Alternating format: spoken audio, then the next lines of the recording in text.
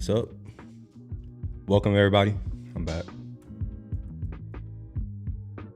I suppose this is going to be a bit of a different stream. Maybe. I don't know. It could be anything. I don't have any actual plan other than to talk about some of the stuff that I've been seeing. I've been seeing and hearing some craziness lately. So, we'll kind of jump into it. Hopefully, whoever's here. Well, obviously, if you're on Twitter, you can't. But if you're on Twitch or YouTube, please chime in the conversation today. I think it could be fun, maybe, potentially. According to my stats, all of you are just like me in a sense. So I suspect we have a lot in common. And y'all may find some things interesting. Anyways, I heard that, oh man, I was having a conversation. I don't even know where to begin. I was having a conversation with one of my younger friends, and he feels that America is a failed experiment. And I don't know if this is obvious, but I don't agree with that. But it's got me a little bit concerned because, if someone who's only 30 is already feeling that way, that this experiment that we got going here in the United States is over. He pointed out some sources that were saying that, and what's interesting is that none of those sources are what I would consider local. In fact, I know some of these sources because I lived adjacent to one of the countries where it came from, and I'm just like, man, it's working, I suppose. So, how many of you think that America is a failed experiment? I'm just curious, because I just don't see it. Given where I am and given where I've been, I don't know. I can't say that this is a failed experiment in any way. It's one of the few places where you can climb up the social ladder purely on your merit. There are places on Earth that is straight up not possible. I've been.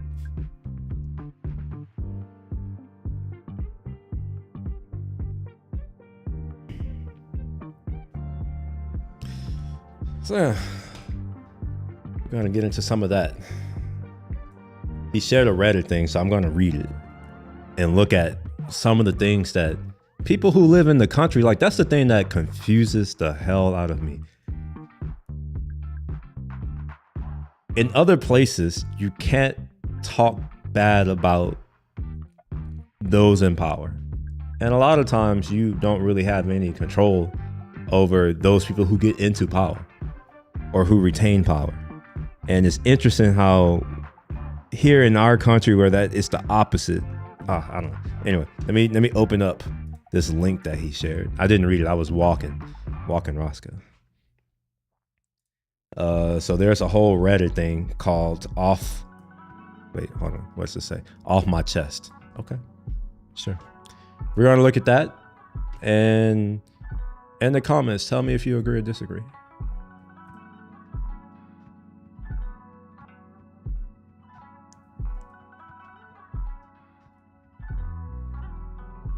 All right.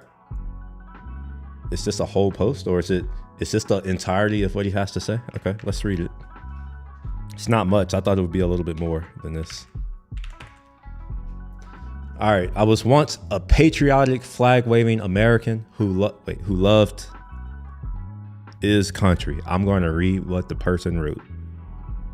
I'm glad now that I never got the tattoo I always talked about. A cross with an American flag in it. Okay. Now those two symbols make me want to vomit. I have watched as the world has progressed around me. Has progressed around you, okay? And then I look at how we are literally going backwards, year by year, day by day.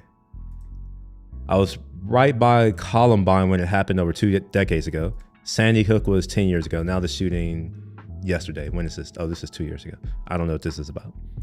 I think the quote on the Statue of Liberty, "Give me your tired, your poor, your huddled masses," that the American government can marginalize them, can exploit them, turn them into wage slaves, paying for oligarchs' vanity trips, to outer space and rule you based on a 2,000-year-old book. The American experiment has failed. We had a good run, but greed and selfishness prevail, all for the law of personal liberties that we all force on you all. That we will force on you all. Okay. It's a lot of things I would like to know what caused him, because I've never been what he would consider a patriotic, flag-waving American who loved the country. In fact, I've always kind of looked at myself as apart from the country when I was growing up. It didn't really click that I was American until I left America. And then it's like, oh, okay. All right. Yeah, sure. I understand very, very clearly now, like what it is. Yeah. So I'm curious to know, like, what did he do? What happened?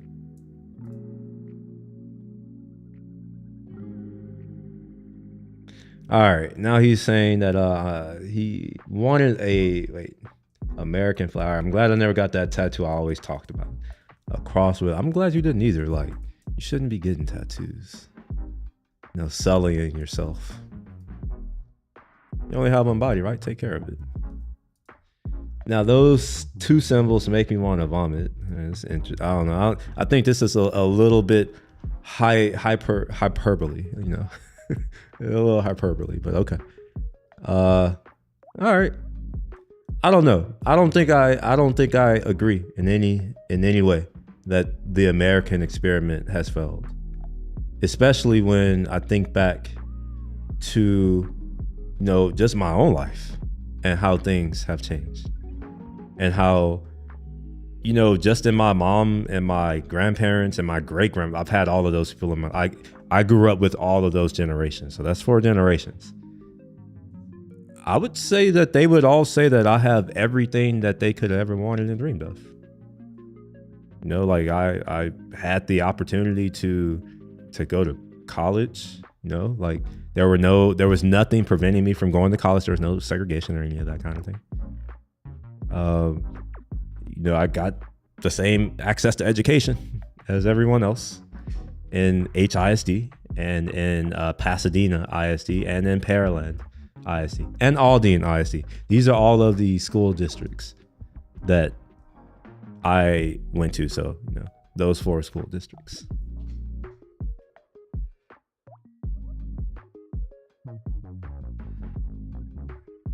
I don't know if there are many places where, you can be born essentially at the bottom of society.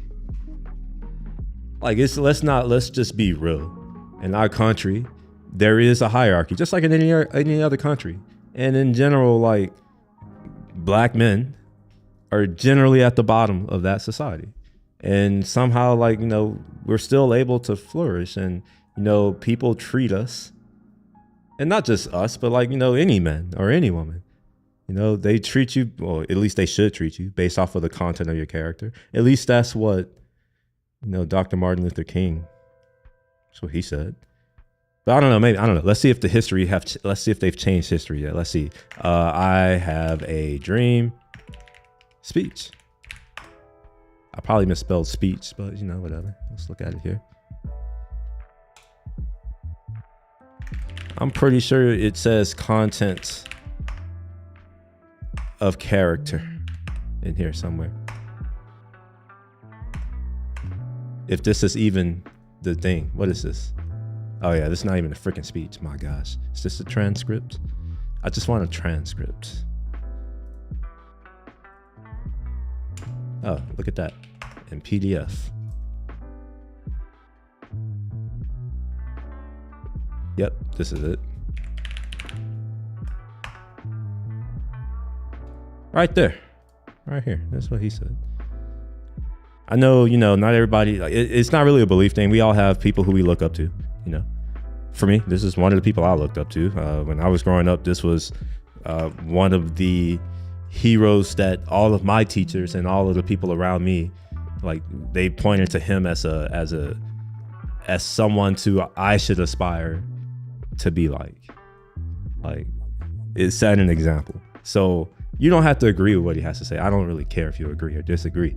But it's just interesting how, like, the law, which there was a law created after his assassination. The spirit of that law was that we would be treated based on the content of our character. And let me make sure I pull that up, because I don't know if I've proved. Yeah, here we are. See, right there.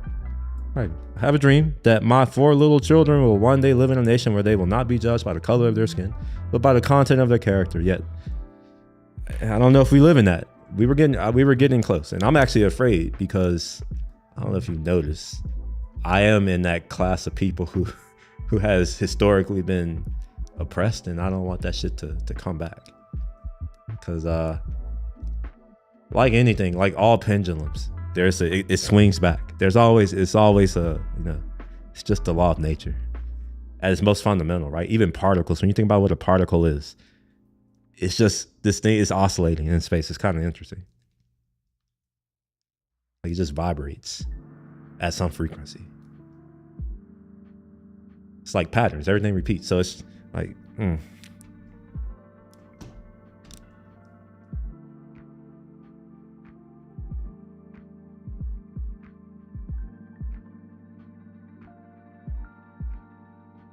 It's kind of disappointing.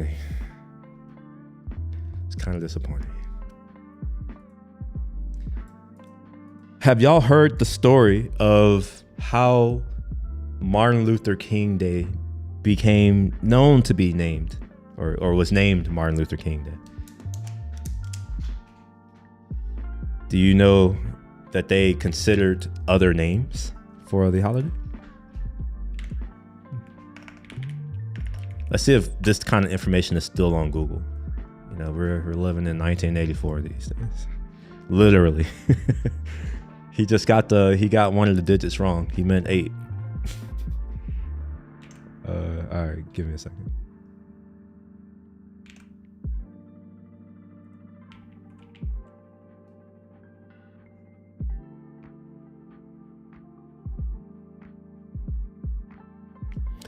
Am I bright enough?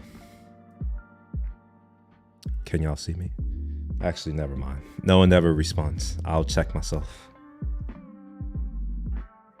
Yeah, I would say I look good.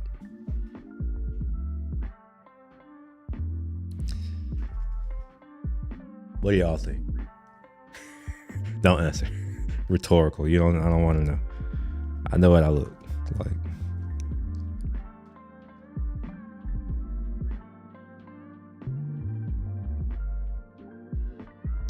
I got to figure out how to get my soundboard to be easy to play.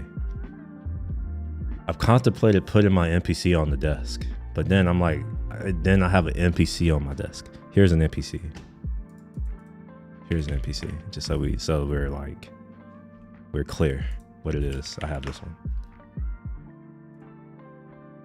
So I have contemplated loading these samples up, like creating a program with all of these samples and putting it on my NPC. And I have spare inputs on my interface here where I can route that, and I could do that easily. It's just I had to have an NPC on my desk. I don't know.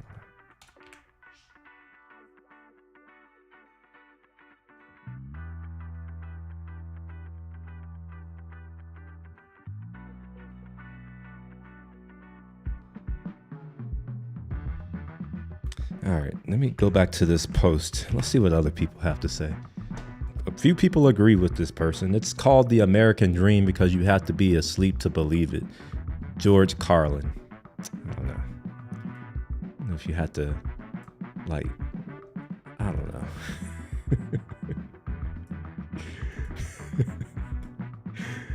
Oh my God. I want old white men to stop running this country. That's why we're going backwards. We put faith and trust in our future generations.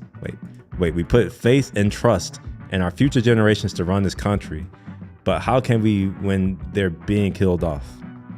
That's actually not, all right, fuck this country and all those who run it. Fuck them all. So this is actually interesting. It's like, how can you say that this experiment has failed when is literally working? And what I mean by it's working is that they have the freedom to say these things and not be retaliated against, and to have security. They still have those rights afforded to them, namely like freedom or life, liberty, and the pursuit of happiness. Right? They still have those inalienable rights as the Constitution outlaws. Man, that's kind of sad. He's so mad. There's a quote in stupidly enough, the HBO Woodstock 99 documentary that says it best. So much of what doesn't get done in this country is because the old people being afraid of young people. Sometimes I think like the people who are saying this, like when I read the level, like how much effort they put into this thought, it's not much, right? Like when I look at this, I can see that he didn't really put much thought into this. Like there is nuance. I mean, obviously some of what he says, there might be some truths in it, maybe. But they don't really go into that. And it's just like at a certain point, I wonder if they've just never been in a leadership position. Like so much of what they're complaining about are things that they can solve. And that's one thing that's always annoyed me and irked me about people, is that they'll complain about something that's, for the most part, 100% in their control. Like you can do something about anything, right? Like you don't have to sit in place and do nothing. You can do something in any situation. I don't know. This is just, to me, this is weak-mindedness. I guess by the name, sure. Yeah. All right, let's see. I don't know what this couldn't be true, or old men are just scared of not having the torch. They want the power to remain with them to their graves. I mean, that could be true, but I mean, if that's true, then that's always been true. And if that's always been true, then in the past, it seems like we wrested power from those in power. And it's just like, okay, well, you have that option. Again, weak-mindedness. Maybe, all right, maybe this is it. We have an epidemic of weak-mindedness in our country. Maybe that's what's going on. And when I say our, for those of you who don't know, I'm in America, so my country, United States. I really appreciate this comment coming from Party. Okay, I don't even know what that means. The Pete Buda, I don't know who that is. Kamala Harris and Kay Ivies. I don't know who any of these people are. I know who this person is, though. Of the country wouldn't do it any differently. It's not about demographics, it's about class. Okay, all right, okay. So someone seems to be thinking a little bit more. Okay.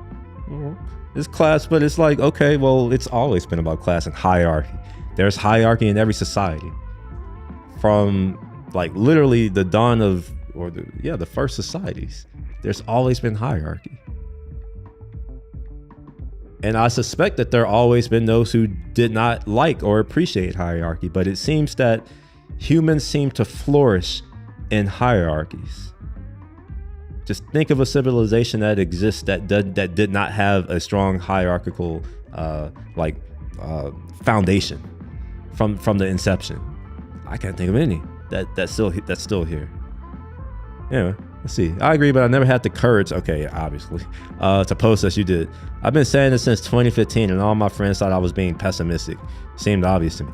I mean, you are being pessimistic. I mean, you know, both can be true. Something can be obvious, and you can be pessimistic. This person, I'm gonna say he's a bit pessimistic to me. Sounds a bit, but maybe somebody's gonna actually say something with some substance. I don't know. So far, this seems like average at best type of conversation. And I mean, like in school, grade school, like just whatever the average people did. That's what this feels like. Not really any substance. Not really anything to say other than just complain. And not maybe, all right, let me keep going. I appreciate it, but it's not courage, it's cowardice. Courage would be to do something and risk real consequences instead of hide in anonymity on. Yes, agreed. I do agree with this. Wait, what did I do? Oh shit, did I break it? I don't know what I've done. Oh, never mind.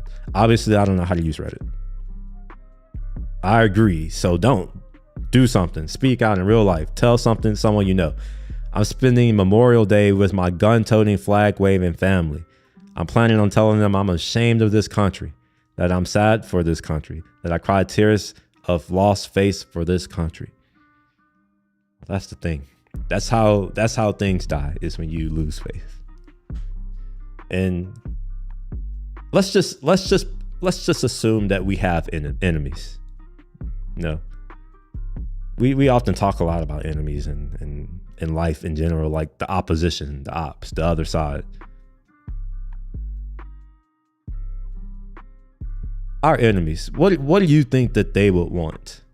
Would you think that they would prefer that their competitors' population, which, by the way, when they say America, what they're really saying is us. I mean, yes, the state America is separate, but I mean, it's composed of Americans who elect Americans to represent them, and Americans do work in the American government, you know, the civilians, and Americans are mainly the main people in our armed services. So when these people say America, it's like, I mean, what they're really doing is talking about themselves. It seems like they must hate themselves, and that's unfortunate for them, that their life sucks that much that they hate themselves and their country. And what gave them these things, like the ability to even, I'm not saying that America, the country, like the state, literally did this, but no, the ideals that are in our country that we like set up in our Constitution did form, and also the values, it did form the basis in which people like whoever created Reddit could flourish. Like, it created people who built meaningful things and improved the world, like literally the world, literally. And we continue to do that. I mean, yeah, I mean, sure. We have issues. We got a lot of issues, especially. Oh my gosh. Are we on a downward trend? Yeah, maybe. Yeah, possibly.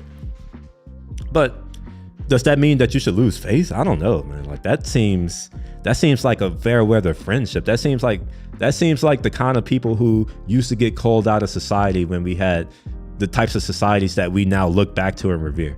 You know, like the Spartans, you know, or the Romans. Like, they had these I don't know, these rites of passages or these customs that called out weak members of society. Because, I mean, it's one of these things where if you've ever looked at a scary movie and something happened, and there's always this person who's like, oh, we're going to die, and like everything's going to go to shit. Like, real talk, those are the enemy. That is cancer. Those people need to be called, because at the end of the day, they make it harder for the group to survive. Anyway, let's keep reading. Maybe there are some more things in here. The truth you posted is a start. Don't discredit yourself. I don't know your age, but I assume you're far younger than I. And if that's the case, I wish young people organize mass protests about the things they see need changing. I'm too damn old to do it. I mean, like, that's the thing, is like, we do have the right to petition the government. I'm not saying I've ever done it. No, do you? You know, but the thing is that you have to risk something. So it's like, how bad do you believe in the ideas that you believe in? In my opinion, if you're not willing to do anything, or in what they're saying in my community, if you're not willing, hold on, let me take a drink. I'm over here, dry mouth and shit. In my community, they say stand on business. If you ain't willing to stand on business, then it's just like, you know, like, how your ideas aren't worth much if you're not even willing to defend them yourself. And that's what's interesting to me. Like, you know, these people are losing faith in something, but it's like they haven't even participated in the thing to lose faith in it to begin with. It's interesting to me. And I'm not saying that as someone who's like out here participating, like, I don't, you know, but I'm not going to come out here and be like, yeah, like, this experiment is failing, like America's failing. And it's like, no. I think too highly of my fellow Americans to think that we are going to just go away like that. I don't know. It's just me.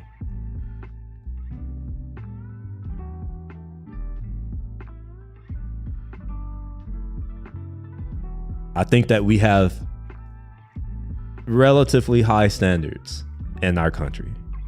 And I have even higher standards. I'm not even gonna lie. And yes, there are a lot of people in our country who don't meet them, but as a percentage, at a concentrated level, like it's still like, I don't know of a better place, where I can get access to such a wide range of diverse ideas. And I can talk about almost anything I want. Like right now, let's take a moment to appreciate what's happening right now. I was born in the 80s. Okay. And in 35 years, we've gone from the crack epidemic that was destroying my community to me sitting here, being able to live stream to people around the world in a place where it's like I have 100% security. Like I don't fear for my life, for my safety, for my property, for anything. And sure, you could be like, oh, that's now, but it's like when I think about it, growing up, I didn't really have those fears. And in fact, I grew up with this idea that I can be anything that I wanted to be, and I can do anything I wanted to do, because that's what being American is. At least that's what my teachers told and these are black teachers in all black schools, saying that, like America is the country where if you work hard and you put your mind to it, you can accomplish anything you want. And it's just like, these people are telling me that that's not true. And I don't know, maybe I'm an oligarch. I don't know. In my opinion, I feel like I've had all of the odds stacked against me in this country. Like, what are the odds? Somebody from poor inner city, single mother, all these things. Little black boy, that plays that makes a difference. All these things. And somehow I'm able to go to the same colleges with the daughter of the CEO of Texas Instruments. Like, how is that possible if like this experiment of America is failing? I think people are straight up like, I don't know. I think there's this thing called a dilemma of success. Or maybe, let's see. Or like a dilemma of winning or something. Like, there has to be a concept for this. Let's ask ChatGPT, because I don't know. Is there a concept that describes or that is described by what is it?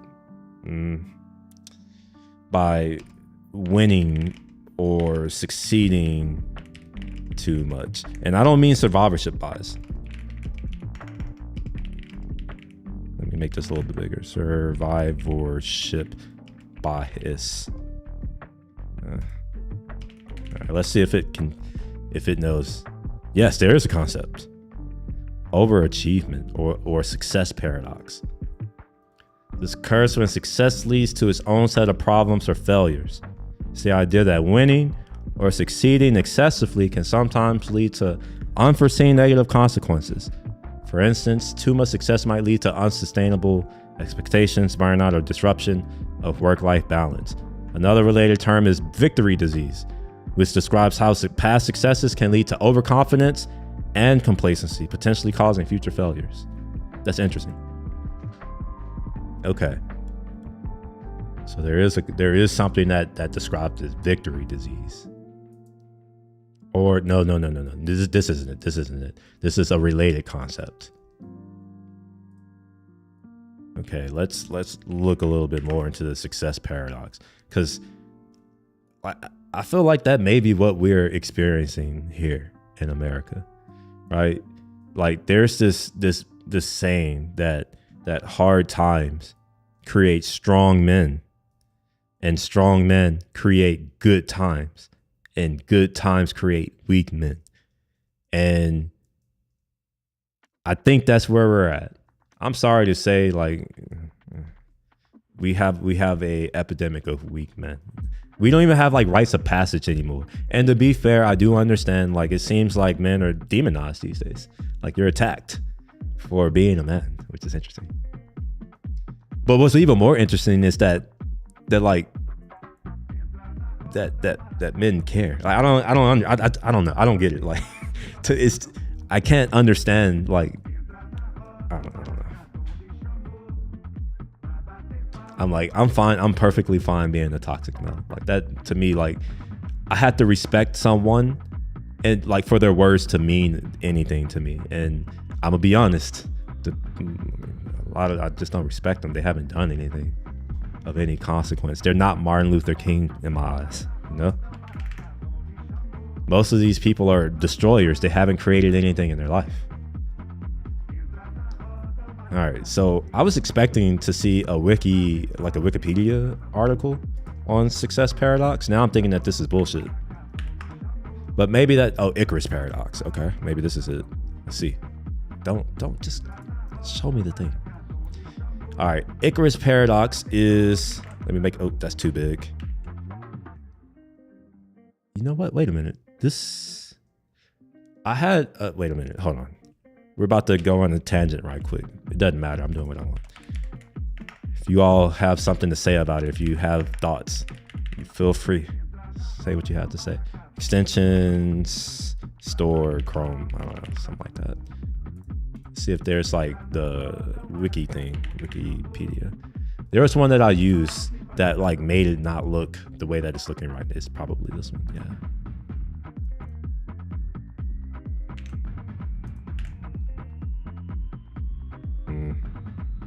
Did that do it? Maybe. All right. Yes. Okay, so neologism, coined by Danny Miller in the 1990 book by the same name. The term refers to the phenomena of businesses failing abruptly after. I don't think this is it. That's not. No, this is not one. All right, now I think, did ChatGPT just lie to me? Did it just, all right, give me a source. Pulled from.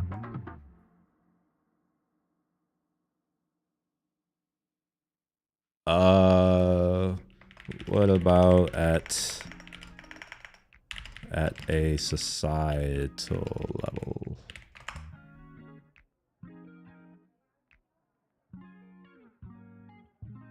Affluenza. Ah, okay. Like affluency. Okay. Let's go and take a look at affluence. This seems a little more promising. All right, it's a pseudoscientific. What the fuck? Why is ChatGPT giving me pseudoscientific bullshit? I guess, it's psychological. No wonder. All right, no wonder. All psychology is pseudoscientific at me. I don't care. It's all pseudoscientific. All right, is a pseudoscientific philosophical malaise supposedly affecting wealthy people. It is a portmanteau of affluence and influenza, and it's used most commonly by critics of consumerism. Oh, we have a lot of consumerism in our country, of course. It is not medically recognized disease, obviously. It's okay. All right, I'm gonna stop. The word is thought to have been used in 1954. I don't care right now. What's the theory? He asserted that there was a correlation between increasing occurrence of whatever this feeling is and the resulting increase in material inequality. The more unequal a society, the greater the unhappiness of its citizens. Let's hold that thought right quick. Happiness index.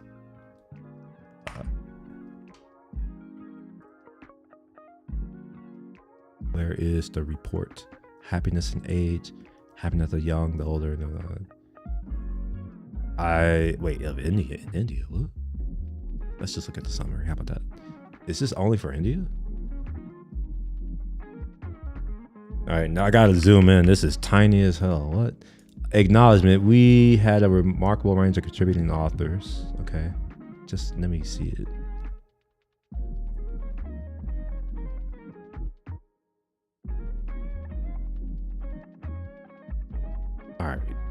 I was expecting not this. They, my gosh. I guarantee you, if I were to copy all of the content in this, it would probably be maybe a page, 500 words. I would say 1,000, maybe 1,000 max. I'm going 1,000 max. This was a waste of time. Let's go. Oh wait, rankings. Here we are. And then they have data too, so I could have just looked at data. We only go to 2023, oh, never mind, 2024. Okay, where are we at? So apparently Finland, okay, they rank #1. Their average life eval is 7. I don't know. I don't understand this metric. I'm not going to read it right now, though. All right, where are... Let's do some pattern. Let's just do some observation. Finland, rich country. Denmark, rich country. Iceland, rich country. Sweden, rich. Israel, rich. Netherlands, rich. All right, rich.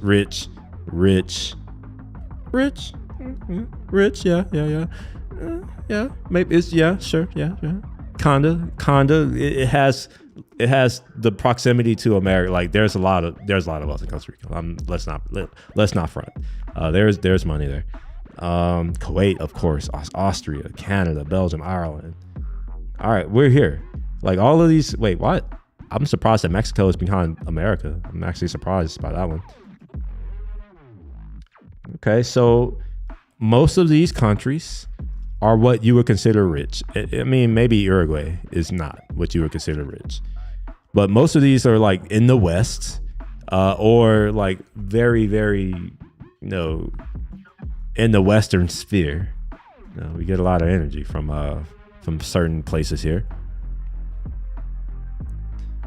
I mean, we're not doing that bad. I mean, interestingly, and this is crazy, but somehow America is ahead of Singapore. Singapore is one of the places that I often go to. And what's interesting is that the people who I talk to, the Singaporeans who I talk to in Singapore, they often wonder, like, why am I even like, because they're just like, there's nothing, they're unhappy. I don't understand. It's become more unequal in Singapore. Wages are not really increasing that much. Just like here, actually. It's just like here. Wages aren't increasing that much, and cost of living is really high. All kinds of issues. But yeah, let's see. Just finished watching Kung Fu Panda 4. What the fuck? I didn't even know there was a Kung Fu Panda 4. All right. What is this music that's playing in the background? I'm sorry. I gotta move it. I'm sorry. Forgive me. Oh, wow. This is actually interesting to me. Thailand is lower than I thought. Much lower than I thought.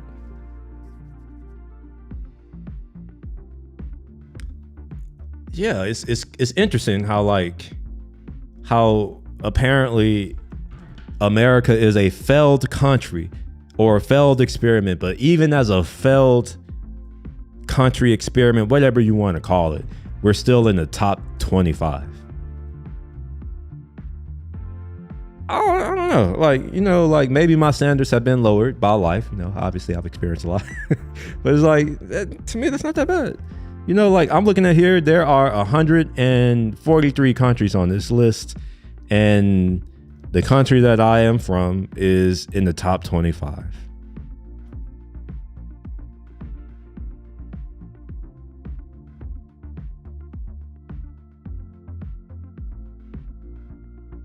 Like, is my standard low here? Anybody want to tell me if my standard's low? That we should be grateful that we live in a country where we do rank in the top 25. Wait, hold on. Let me see where this is as a percentage, because I don't know. 25 over whatever. What is it? And then maybe I should do whatever that is, and then do some of that. So we're B student. We're solid B students, B plus as a country. If this were our tier list, if this were elementary school, we would be getting a B, maybe a B plus on our report card. And when I look at this, like I would say maybe this should be on a curve. Like I don't know. I mean, I don't know if this relationship here is actually linear. It may look linear, but I don't know. I don't know how to prove it to you right now, but I have my suspicions. All right, let's see here. Let's see what else these people are complaining about. Did I close it already? Maybe I did. Let's see if I can reopen it. Reddit. The American, yes. The experiment has failed. I don't know. My overall is I disagree. Fairly strongly. And I think that, you know, even just in the couple of minutes I've just been kind of ranting, and I'm not even ranting, just like kind of just going through this, like I feel like I've already said more than everything they've said combined in this thing. Like I don't think they've really thought about it. I don't think they've been to enough places. I don't think they've accomplished enough in their life to know. I don't think they know enough people. Like, how can you say something's failed when you haven't actually like participated? You know, it's like if you're in a race, like a literal race, and like you're gonna say, oh yeah, this race isn't fair, like it's not all this stuff and it's trash and it's just, but you're not even part of the race. You're just over here on the sidelines, not even participating. There are people winning every single day. There's someone whose life is changing in our country for the better. At the same time, yes, sure, there are also people whose life is changing for the worse. This is where we get into the, okay, well, you know, in our country, you are free to succeed and you are free to fail. Both. You get both of those. All right. And I don't think that we should be, you know, upset that the state is okay with people failing. Like, I mean, you can only lead a horse. You can only lead it. That's it. All right, let's read. Some of the points that they're arguing may have some validity to it. I don't want to make it seem like everything that these people are saying is bullshit, because it's not. I'm one of these people where I believe that if somebody's saying something or they have a problem, whether I agree with it or I see eye to eye, it doesn't matter. Like, the fact that they have a problem indicates at something, right? It is like, if you look at it from a system level, if something's going on, it indicates that there's something fundamentally wrong with something. You know, and I'm curious. I want to know.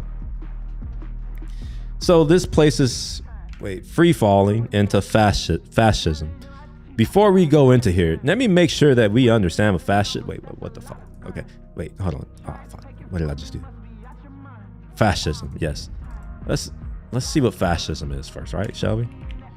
I do understand that we have a lot of folks who may not know certain things.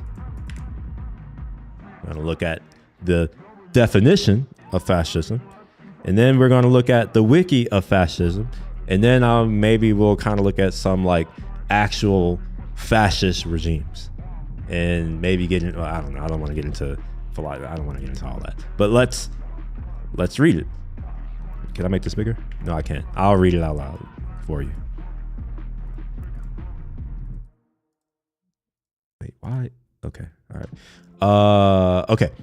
A system of government marked by centralization of authority under a dictator, a capitalist economy subject to stringent governmental controls, violent suppression of the opposition, and typically a policy of belligerent nationalism and racism. A political philosophy or movement based on or advocating such a system of government. Number 2, oppressive dictatorial control. Okay, that's the definition of fascism, which already, okay. I would say he's not correct here, but let's I like to give benefit of the doubt. We're gonna look up fascism too. Benefit of the doubt, fascism. What? Oh, and they even have example. Okay, perfect, cool. By the way, not all fascist regimes are the same. They all have differences. Oh, wait a minute. Wait, where did this message come from? Did somebody? No, my bad. I don't know where that message came from. My bad. However that got here. All right. So fascism. It's a far-right, authoritarian, ultra-nationalist political ideology and movement characterized by a dictatorial leader, centralized autocracy militarism, forcible suppression of opposition, belief in a natural social hierarchy. This is all of these things. I believe in a natural hierarchy too. I believe that everything has hierarchy in life, from fundamentals, from particles to like everything else, anything composed of them, you know. Subordination of individual interests for the perceived good of the nation and / or race, and strong regimentation of society and the economy. Now, all right, here's the thing. I have seen protests happening in our country that we are not using force to suppress. We have people who are out in our streets actively saying that they hate our country and they're wishing for the downfall of America right now in our streets. We are not forcibly suppressing them. So already we can strike this out. Centralized autocracy, not really. Unfortunately, I mean, I don't know. Maybe I shouldn't say unfortunately. Unfortunately, no. Unfortunately for the people making the argument. How about that? Because they don't have much to stand on. Militarism. Believe it or not, we don't actually have that. We have a volunteer military. I don't know if people realize that. There are certain countries in the planet or on the world or on the planet, with whatever word I'm supposed to use. There are places on Earth where military conscription, like, you know, you have to serve in the military if you're a male for 2 years or longer. I think South Korea is one of those countries. I know Singapore is one for sure. We don't really have we don't have that. We don't have a dictator. As far as I know, we have leaders over time. We have presidents. We also get to elect our Congress and Senate. And they do, in fact, change over time. Some people do end up staying for a long time. But whose fault is that? No? Now, I do understand that every system of government has corruption issues. And, you know, we do have corruption in America. Let's be real. Anywhere where there are humans, there will be corruption. We're imperfect. However, I think that we should always look at things in comparison and understand that we're all like, everything should be looked at as a trajectory, right? Like, you know, are we on the trajectory of improving or not improving, you know, degenerating? Maybe we are degenerating right now, but I don't know if that's a reason that we should lose face, because what's the alternative? And I think that's the thing that a lot of folks, and you know what? I think that I feel authoritative to say this because I've been to over 50 countries in my life. That's more than most people on Earth. I've been to a lot of places to know that most places aren't like here in America.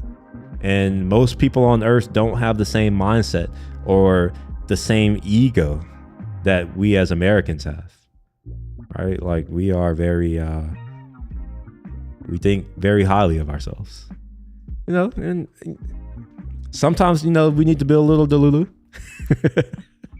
We need to build a little to be able to accomplish some things. Like, you don't accomplish what we as a nation, and I'm saying we as in like the collective, we've all, everyone in the country has played a part, however big or small, like, unfortunately or fortunately for their argument. All right. So when did it rise to prominence? Well, it rose to prominence during the first war in Germany. I thought it was also the other one too. What's the other place? Italy? What's his name? Is it Mussolini? No, Mussolini. I don't remember his name. But there was another person who was fascist, but in a different way. And there is a lot of nuance and a lot of this political ideology and the philosophy behind these things and all that kind of stuff. If y'all are interested in that, I can get into that. Like, I mean, I have experience with this. This isn't new territory for me. But let's go back to what these people are complaining about. Already, he's incorrect here. Hopefully we all now understand what fascism is. So we're not there, but let's go on. I'm only 16. Wait a minute. You're an idiot. You're only 16, bro. You're only 18. there is so much that I thought I knew when I was 16. Hell, there was so much I thought I knew when I was 30. Hell, you know what? I'll go one better. There's so much stuff that I think I know now. Now, whether or not I'm right or wrong about how much stuff I know, I'm pretty confident in saying that I know more than someone who's half my age. Whether I know twice as much or, some smaller factor or even a much greater factor, I don't know. I can't say. But it's interesting that someone who knows so little, someone who just is, I don't even know if he really has a strong command of his language yet, but someone who is who is just now starting to have a command on his language, which he learned not that long ago because he's only 16, he's a kid, is saying things like we're free falling into fascism. It's like, this is another issue to me. The education in our country is on a downhill trajectory. It seems like we are no longer after the pursuit of what's true or the pursuit of beauty and nature and learning and like understanding the world. It's like, I don't know.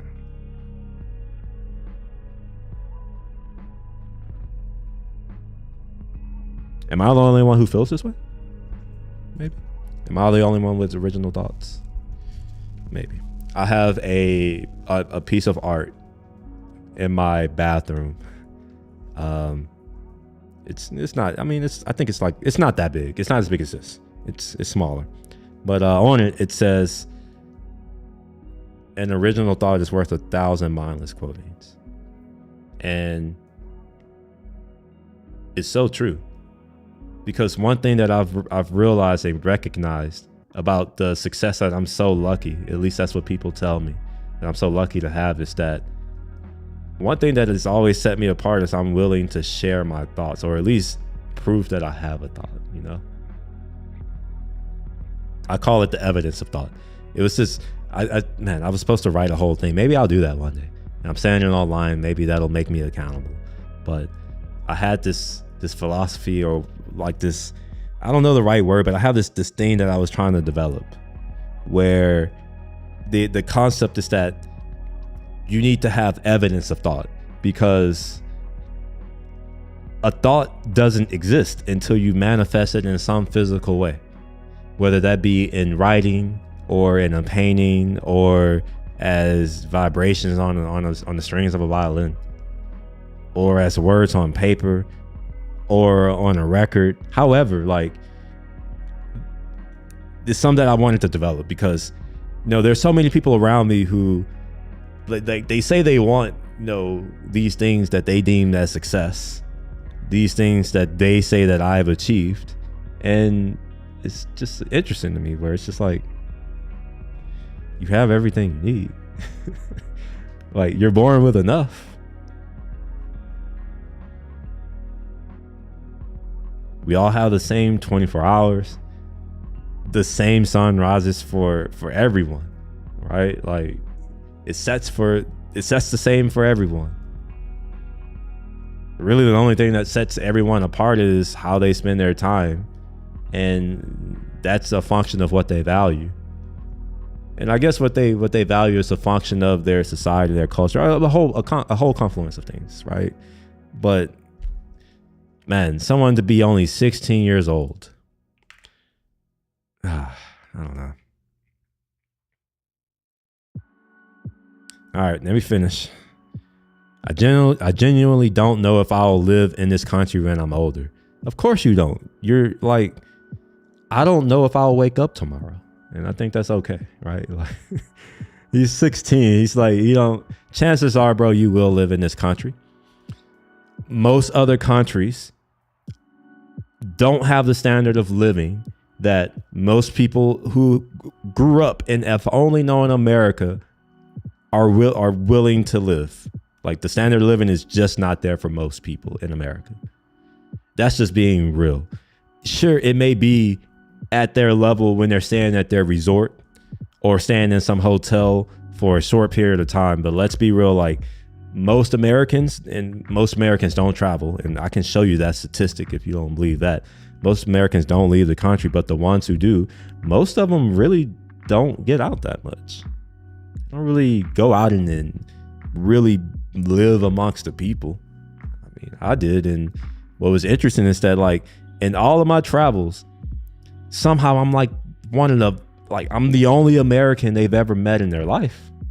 And in some places, like, especially when I was in Oman, like, I met an Iranian kid, and it was interesting. Like, he was excited. He was like, I've never, like, because he was really into hip hop culture, and obviously that's something that came out of African American culture. It was birthed from it, and he, you know, I guess he had some fascination with it, and he never met a Black American, and he was very he was happy to meet me, right? And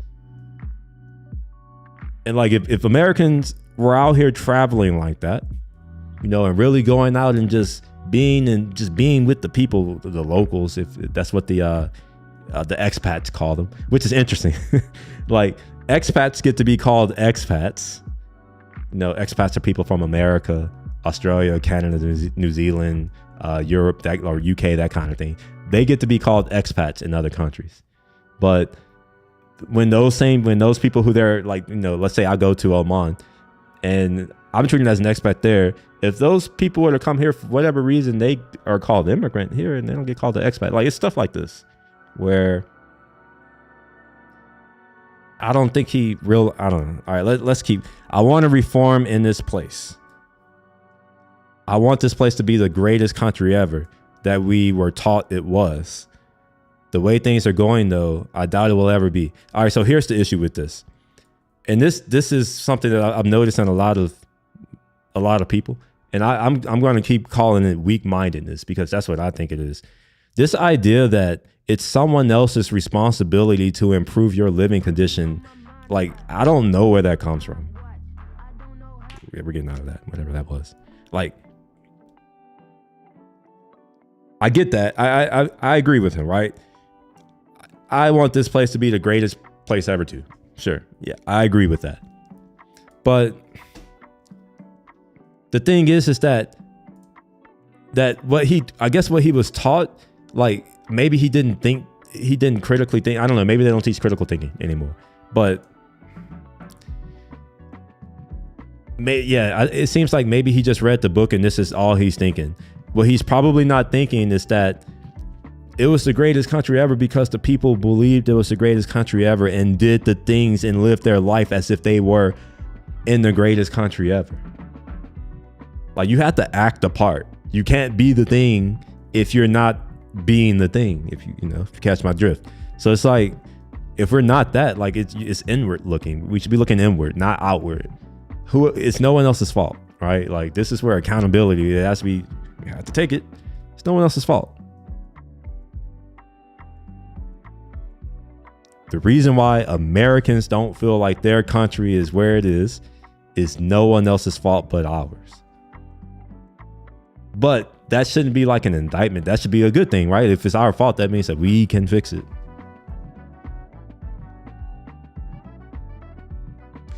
All right, anyway, the way things are going, though, I doubt it will ever be good. Yeah, obviously, yes, with that attitude. So this is one of these things where, like, when someone's like, oh, I don't ever think that whatever, and normally I'll just agree with them, because it's like, yeah, because of course you won't be successful if you think that way.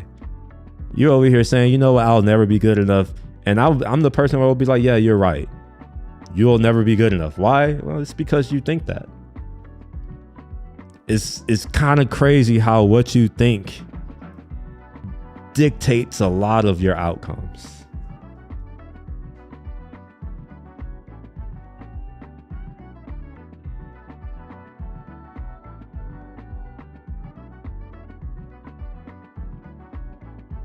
All right, well, okay, maybe there's some more. All right, let's see. Red versus blue, no longer. White versus black, no longer. The real war is this: rich versus poor.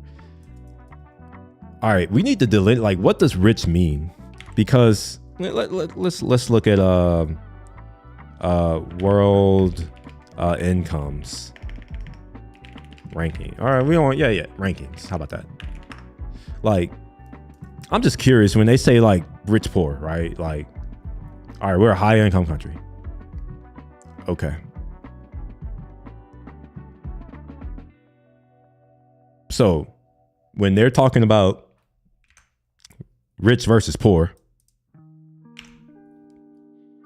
are they talking about America versus Africa? Because Africa is very poor.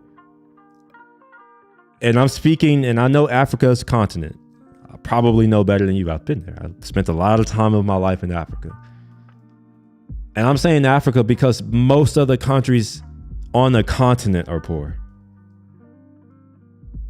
So I don't know. Maybe this person, you can't judge, but it's like, I think I have some level of understanding of what rich versus poor is.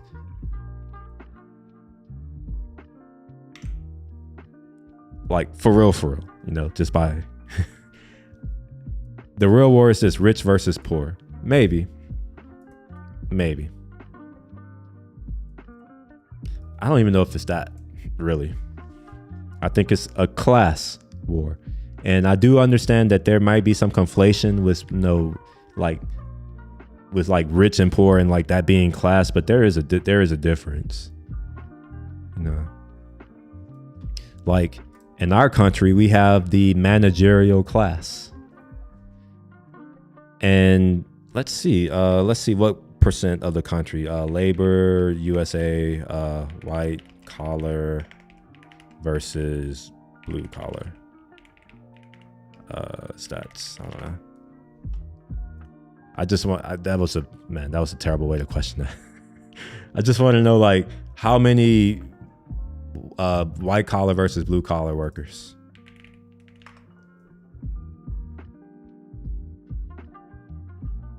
I just want the numbers. That's it.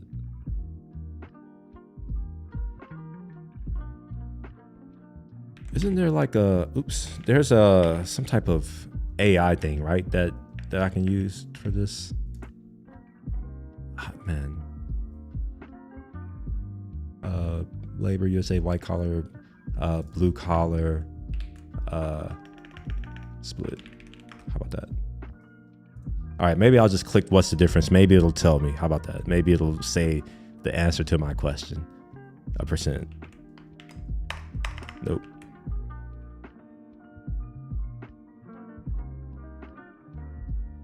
Does anybody know this? Where can I find this?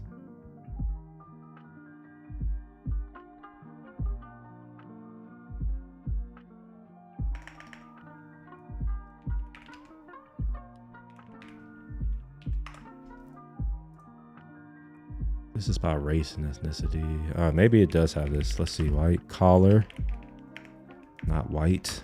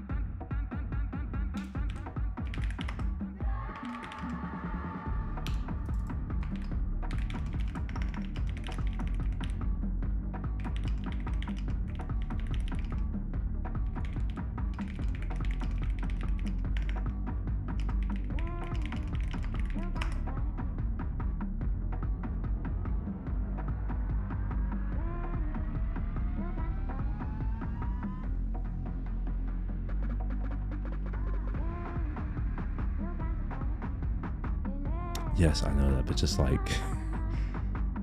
if you had to guess, assume, if you had to assume.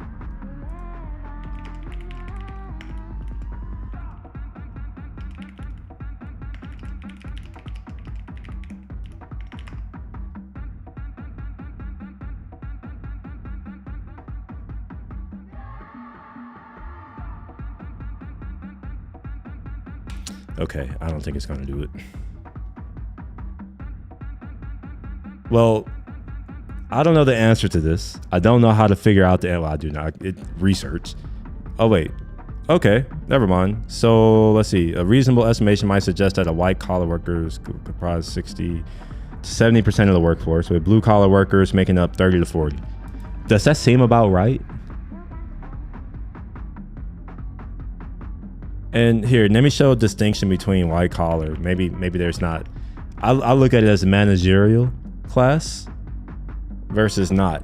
Or if you want to use other terminology, which I'm not saying you should use, but you can call them the bourgeoisie, like the intellectuals, the managerial people, like the folks who control the means of production but don't actually produce the things, you know. And I'm not saying that, you know, some of us do provide services. That's not the same thing. No, don't want to get into that's another ideology, which I don't know if I agree with. All right, let's see what the let's see if we can see the difference. So for what it's worth, I am what's considered a white collar worker. I am in fact a part of the managerial class. So maybe that, I don't know, maybe that's why I don't agree with what they have to say. But I don't think that I'm just disagreeing not in good faith, right? Like I think I'm actually, I don't know, maybe y'all tell me, do y'all feel like I'm taking their arguments in bad faith?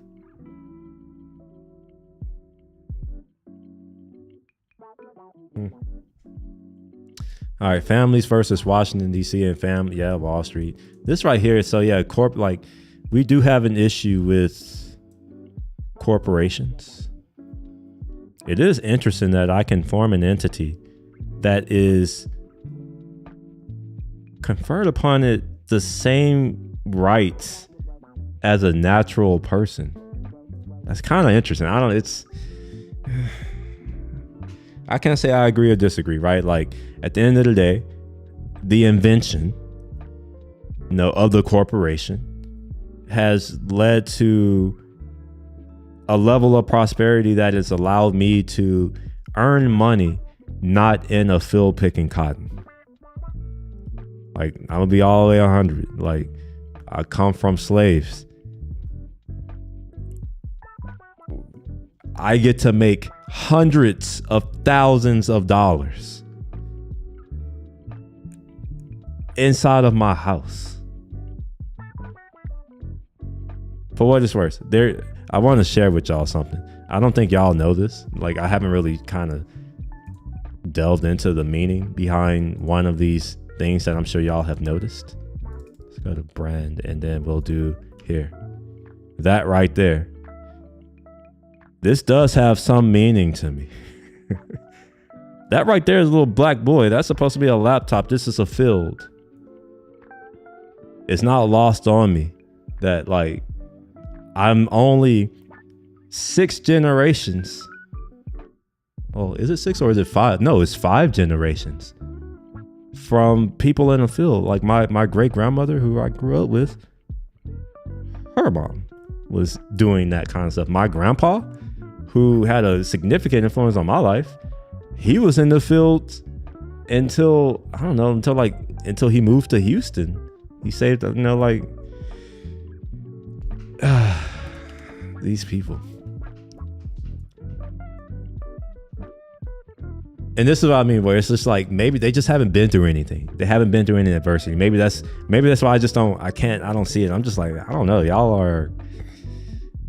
don't know. But let's keep going. Thomas Jefferson wanted the Constitution revised every few years. He was right. Well, it does get revised. We have the amendment system. It's baked in. It's not some sacred document. It was just the best some racist, smart white guys could do, hating their government. Oh my gosh. If this isn't a bad faith statement, if I've ever saw one.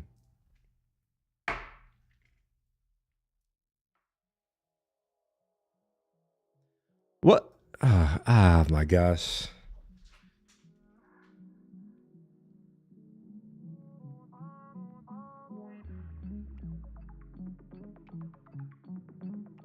For someone to say that something isn't a sacred document, I don't think they understand what that word means. And I can't really make this argument unless I share with you all what sacred means. So let's do that. I'll use Mac OS dictionary. How about that? We'll just do that. Connected with God, or dedicated to a religious purpose and so deserving. Okay, all right. Here's why I believe that this thing is sacred, because the definition of the word, and maybe I am being too literal, but I am an engineer after all. I'm literal. We'll just have to deal with that. So let's go and look at our Constitution. USA. And maybe it'll help if I spelled it correctly.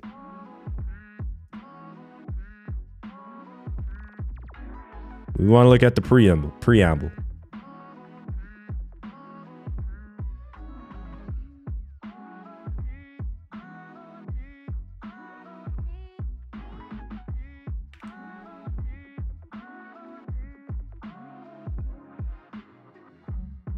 Not the preamble. I'm sorry. We need to go to the first set of amendments, which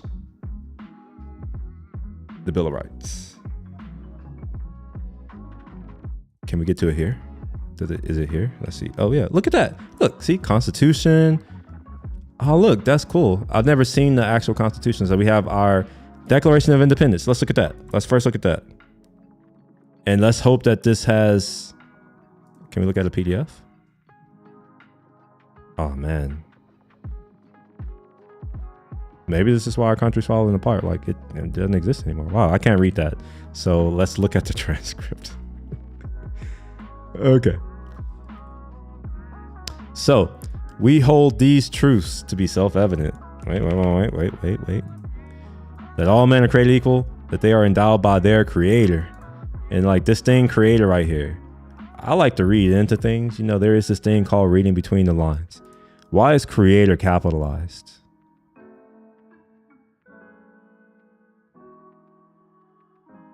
Why is creator capitalized? Okay, let's move forward. We'll go back. We'll go back to the other thing. So wait, that was the Declaration. Let's go to the Constitution.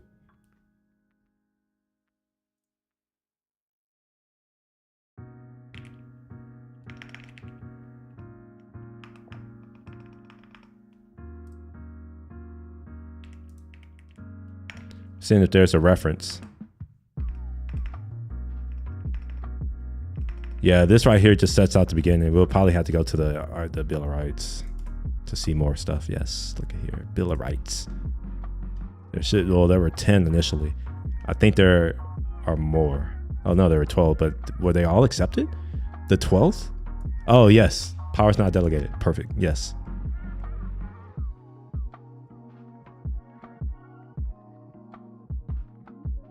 It's kind of cool that this is wait, what year is this?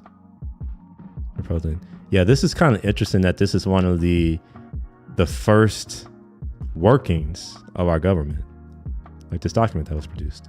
And I know that like, no, y'all may be like, oh, document, but the thing about the document is not really that important. The real it's gonna be hard to articulate, but the concept that was invented, or that's here, is policy, right? Like it's hard to articulate, but let's just keep reading. And I see I have a comment. Let's see. I'm behind on the stream, watching on a faster street, but I agree with a lot of what you're saying. What about people? I don't even know. I don't even know what I'm saying, to be honest.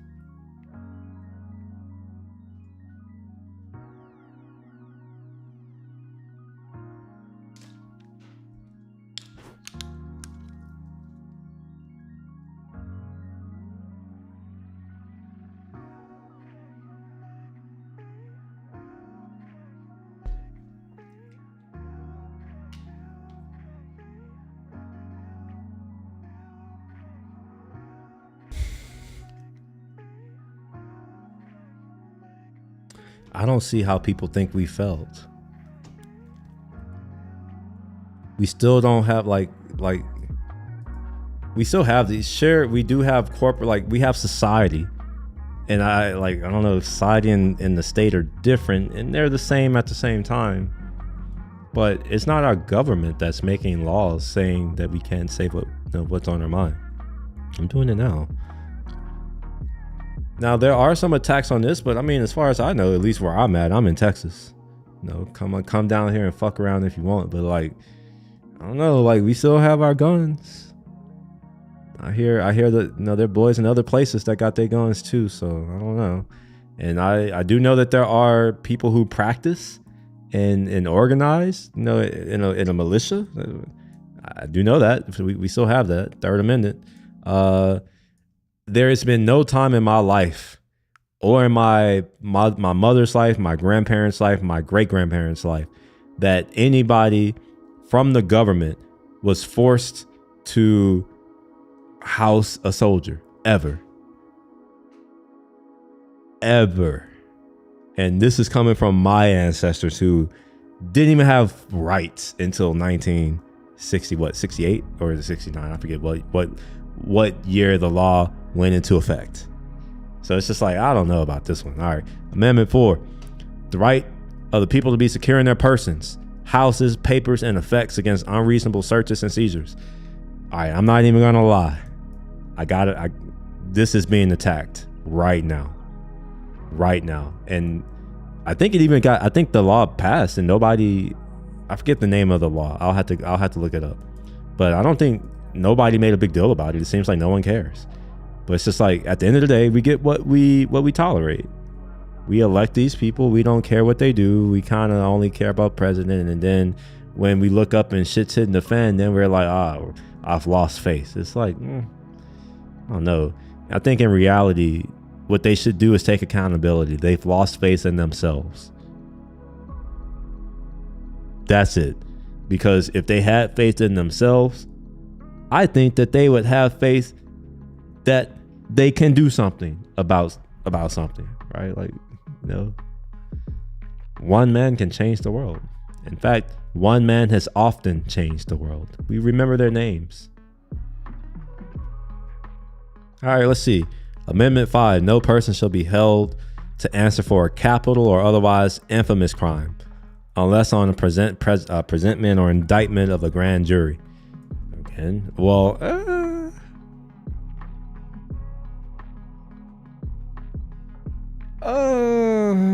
okay. All right, yeah. All right. Let's go back to what they're having to say. I disagree with this. Still too early to tell, but I get the negativity. Yeah. See, I kind of understand where they're coming from, but like, I don't know. They're just all the way. Like, what are they talking about? Let's see. I don't agree with this. Oh my gosh. Whoever this white. Yeah, I think that's a bad face argument. Now we have much smarter, diverse needs, and we hate our government. They are in the pockets of the companies, lobbies, and have forever positions. I think we need to be very specific. Who are they? Who is they? And I this may seem like just latching on, but like, I grew up in an environment where it's always they. Oh, they just trying to hold us down. They just trying to keep us back. Like, it's like, oh, the man is out to get you. It's just like, and I always want to know, like, who is that man? Who is they? Who are they? Is it a person? Is it a group of people? If it is a group of people, what do they go by? Like, are they organized? Like, who are they? And I mean that, like, who the fuck are they? Like, okay, so what if we have a politician in the pocket of a company? Right? Like, as a man, you could do something about it. Become better, Become the person who other people want to see in that position, and then go do something about it. Don't come and bitch and moan on Reddit, and not do anything about it. But I guess I'm doing the same thing. I'm bitching and moaning on YouTube and not doing anything about it. So here we are together, Americans. All right, term limits. We have term limits, bruh. Less money in politics. Well, see, the thing is about politics is that it's kind of like relationships, and it's a lot of money in relationships. Sorry to break it to you, homie. Like, you're just gonna have to go build you some relationships. Super PACs, Agreed. Hell yes. We're fucked. He didn't mention lobbying, but that's a big one. We're fucked. If there isn't a fresh revolution soon, okay, all right, I don't know. It's crazy to me how like it's always these types of people who think that they would come off better in the event of a revolution. See, if a revolution were to happen, we would actually revert back to our natural hierarchies, which is the strongest survive. That's how it works. Nature hasn't changed. You can believe what you want, you know, all this stuff. Sure, we have nature has not changed. If shit were to hit the fan, why do people think that the thing that comes after is going to somehow be better than the thing that we have now? That's the thing that I don't understand about people who only destroy. Like, they don't think that it's not even that they only destroy. It's people who've never built. How about that? I think maybe it's a little bad face to say people who only destroy, because maybe they don't destroy. Maybe they just don't build anything. So I'm gonna say people who've never built anything. It's interesting how in their mind, the solution is to destroy what we have. As if what? Exactly. Like, then what?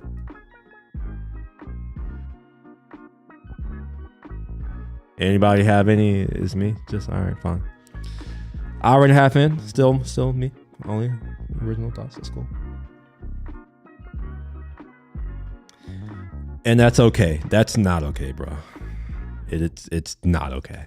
All great countries fell eventually. Yeah, but not in 300 years or 17. What year is this? Yeah, not in under 400 years. Nah. People get lazy, tired, and stop caring, and then the mafia takes over and taxes it 50%. I don't know if this person is a student of history. This is not what happens when people get conquered. There are these things that, I mean, these days, I won't say the word because I'll get censored because people are too weak-minded and afraid of words. But there are these things that used to happen to groups of people. The word that's less likely to get me censored. Sacked. Cities used to get sacked. There are activities that happen during a city's sacking.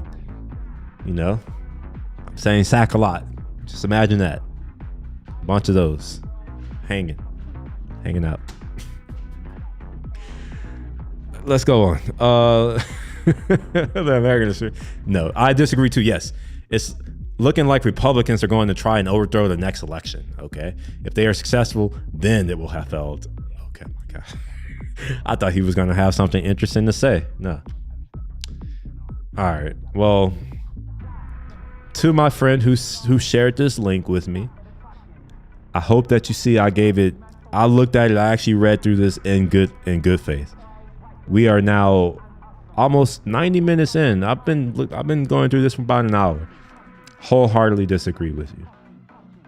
I don't think that the American experiment is over. I don't think that America has failed in any sense of that word. I mean, I don't know. Maybe, do y'all agree? Maybe, I don't know. I'm just curious. If America has failed, like, does the people not like these? Like, America's failed, right? America failed, right? So these dollars are worthless, right? Like, they're just worthless. Okay. America's failed. Okay.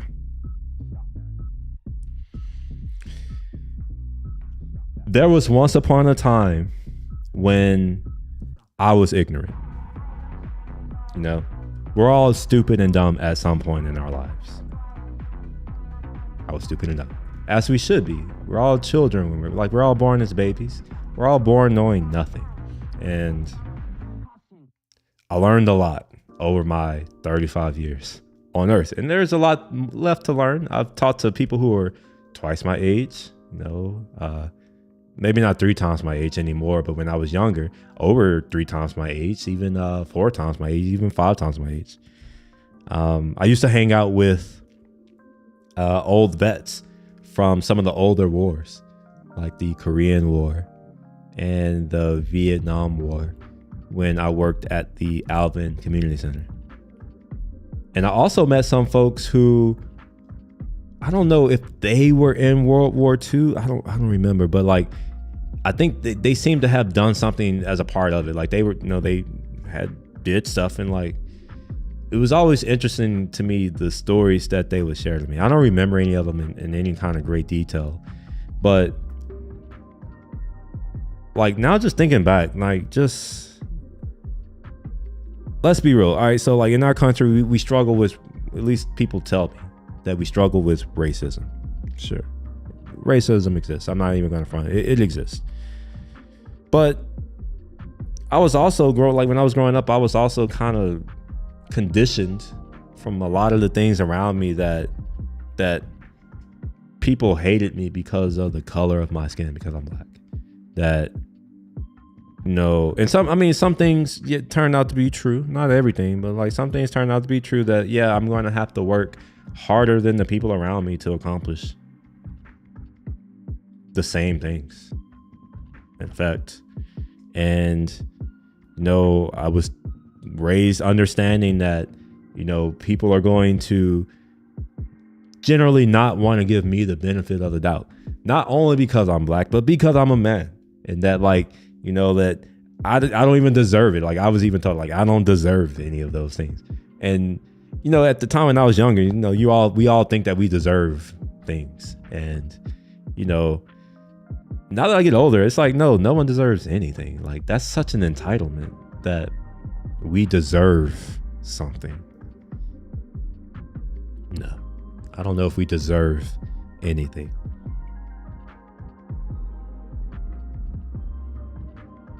But it is disappointing that so many people are, I don't know. It's showing up too in our birth rates, and it's not just in America. It's showing up in other countries. Here, let me show. Let's look at the birth rate. I want to show birth rate of America first. Obviously, I'm American, so I care more about what's happening in America than anywhere else. Sorry if you're from somewhere else. It's not me saying that I don't care about you. It's just that I care more about what I have going on in my own life. I'm sure, that's, reciprocated. I don't hold it against you if you care more about what's going on in your life than what's going on in mine. It's okay. So we see this being, it's bearing out in the data. I just saw the dip. Let's just go here. Yeah. Look at that. Something happened. That's for sure. I would like to see this before 1960. In fact, I want to see this from 1900, like even through the 20s. Like, I want to see the what is it? What do you call that? Is it the Gilded Age? Not the Gilded Age. Roaring 20s. That era. I want to see that.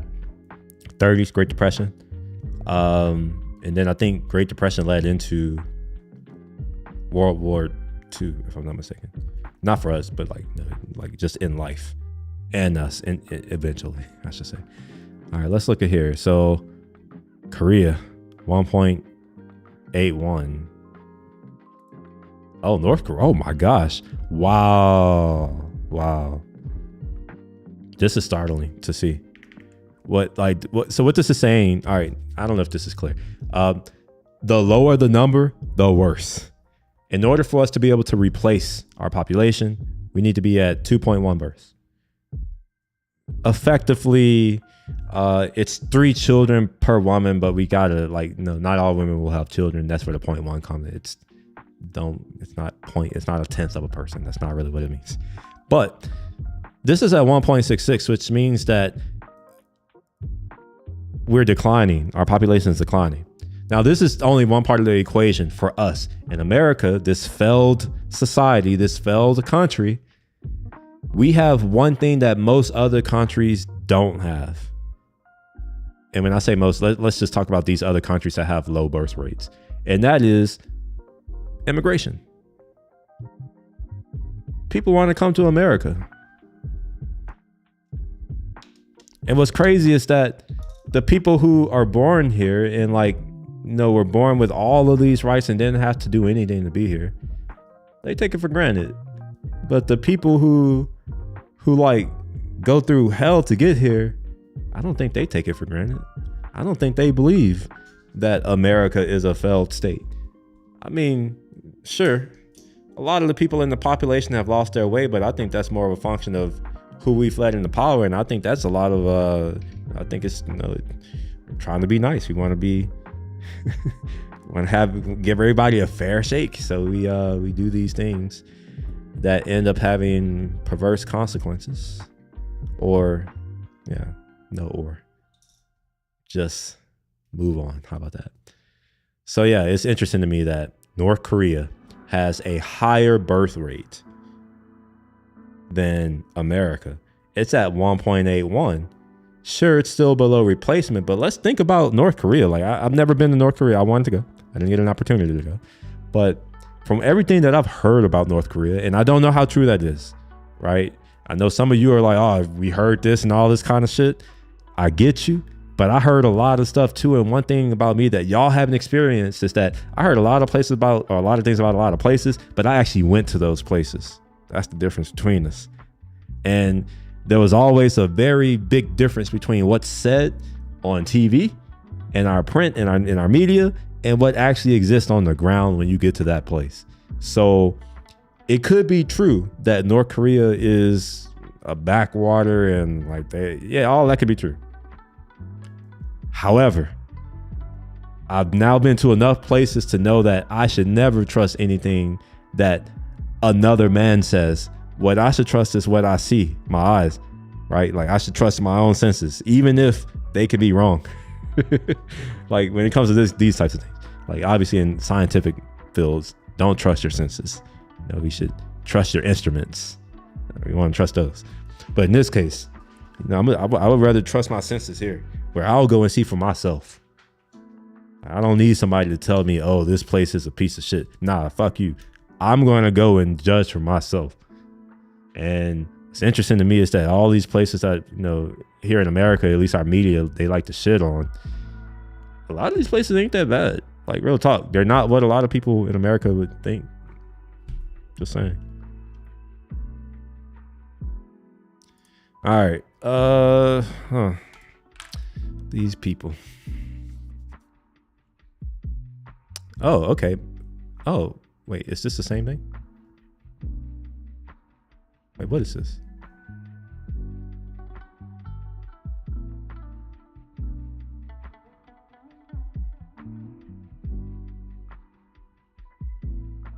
Okay.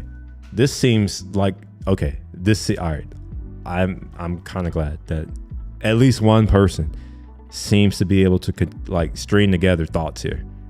This seems like I don't know if I have high expectations, but like I'm excited to read what this person has to say, whoever deleted. Ursula K. Le Guin has a book called The Dispossessed, which personally should be required reading.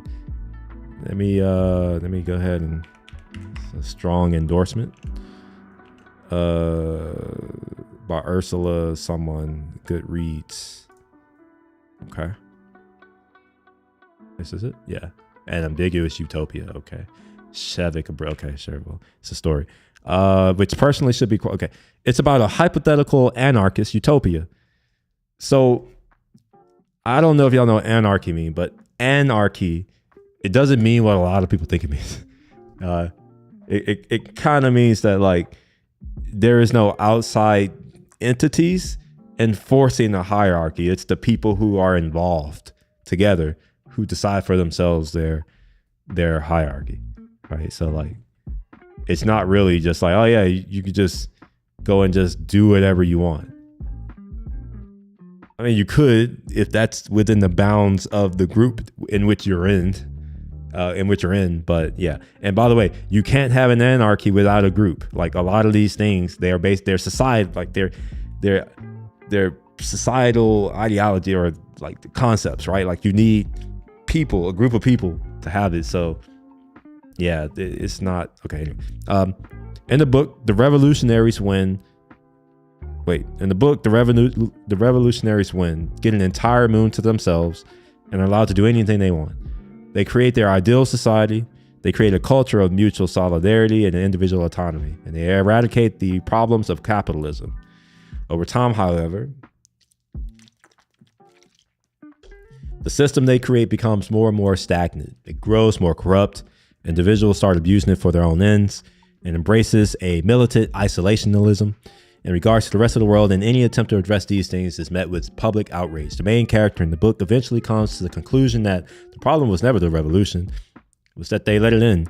They stopped fighting for those ideals. That part right there. They stopped fighting for those ideals because they were convinced they already won. All right. I don't even know if I need to, I think I need to read the book because I think that's what's happened.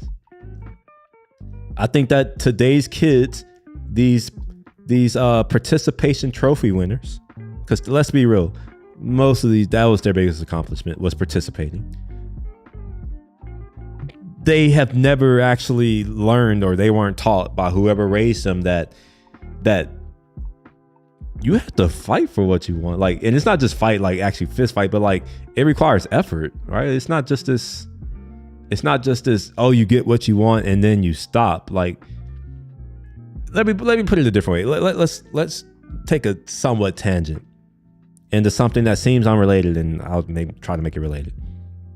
So in real estate, we have this concept. It's not just real estate, in any asset for that matter, any asset. We have this thing called depreciation. And the idea behind depreciation is that things fall apart over time. Things require maintenance to continue to be productive, right? So we have this way to, like, at least in real estate, we have this way to account for that. You know, we depreciate our asset, right? Like our government has an understanding, like the state has an understanding that things require work to like be, to, what's the word? It requires work to exist. Like something can't just stay. You have to maintain it. And for whatever reason, kids today don't know this. Or maybe it's not even kids, maybe it's people don't know that. Yeah, like, you know, if you're not out here pushing for the thing, then like no one's gonna be out here pushing for the thing. And can you blame anybody? You're not even doing it. Like, how dare you say that, oh yeah, these things, and it's like you're not even doing it. Anyway, I'm not arguing with this person. I'm just over here ranting. Let's keep going. I agree with this point right here. They stopped fighting for those ideals because they were convinced they had already won. I'm sorry, I didn't even read that right. They already won, not had. They didn't realize that creating a decent society is a process with no ends. Facts. Hold on, wait. I'm actually going to look. I'm going to look for, I don't even have it. I don't have my facts. Shit. All right, yeah. I'm going to have to figure out a soundboard thing. Yeah. Anyways, that's facts. That it takes continual struggle to make any system like that last without giving in to its own internal contradictions. Americans are similar. Somewhere along the line, we stopped questioning ourselves or our institutions. Now we can't imagine the world without them. And they're becoming roadblocks to any sort of progress. Americans, for example, still on the whole refuse to say the Constitution is an outdated mess, even though literally everybody else in the world knows this. And the only fruit is born, it is born in the recent years has allowed the Republicans to undermine. Okay. I don't like finger pointing. To me, that's when like you lose an argument at that point, where it's just like, oh yeah, everything is these people's fault. Only a stupid person would make such an argument. Everything is not only someone's fault. There's always multiple parties. There's multiple actors in any system. It's all of our fault. Not just the Republicans. Not just the Democrats. Not just the whoever else there are. It's all of our fault. The American experiment accepted the hypothesis, but it never did any experimenting. That's the issue. Hard to disagree with this one. I agree with a lot of what he says, except the last bit. And here's why. The Constitution has changed. In fact, it changes a lot. It changes quite often. Like that's what our amendments are. That's what that is. That's an amendment to the Constitution. Let's see when the last amendment to the Constitution. When was the last amendment to the Constitution ratified? 1992. Is that long? I mean, it's like 30 years. I can't do math. I'm gonna say 30. Maybe 30 years ago. Is that really like? Okay. I do agree with some of the points that he's made. Like, you sure? It hasn't really kept pace at our accelerating pace of progress, but I don't know. I don't know if that's a flaw. I think that it's actually a low-key feature of our Constitution, or of our system of government, I should say, in which it does move relatively slowly. Because people are fickle. Some people's emotions change every few minutes in a day. So it's just like, why do we like, maybe we should have a system of government that's not influenced by that, especially given that it can affect so many people in such a fundamental way. Yeah, it took a long time for, the institution of slavery to end in America. It ended a long time ago. Let's be real. And over that time period, the progeny of those slaves, me, yeah, your boy, here we are prospering. Look at that. I can read and I can write. Another one of my childhood heroes, Frederick Douglass. This is another one of my childhood heroes.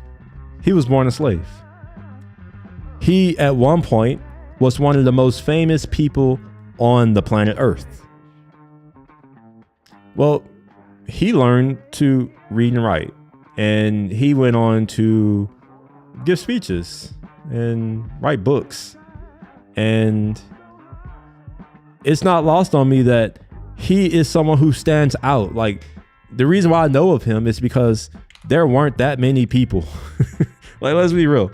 There weren't that many black men who were given the opportunity to learn how to read and write a language which wasn't theirs.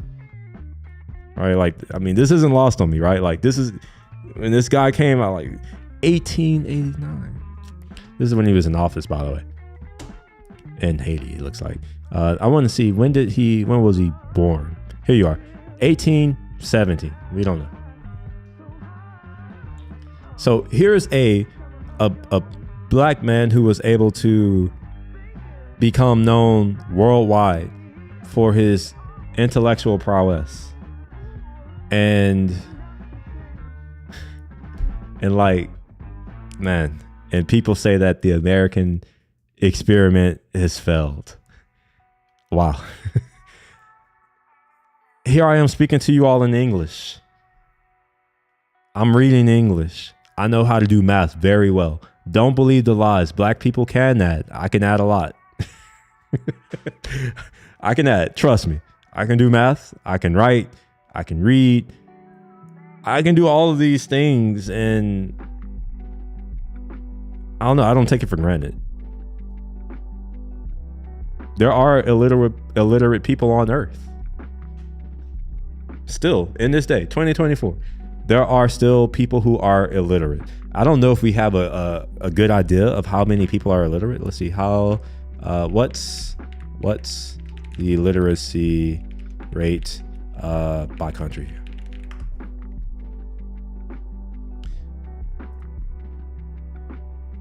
Look at that.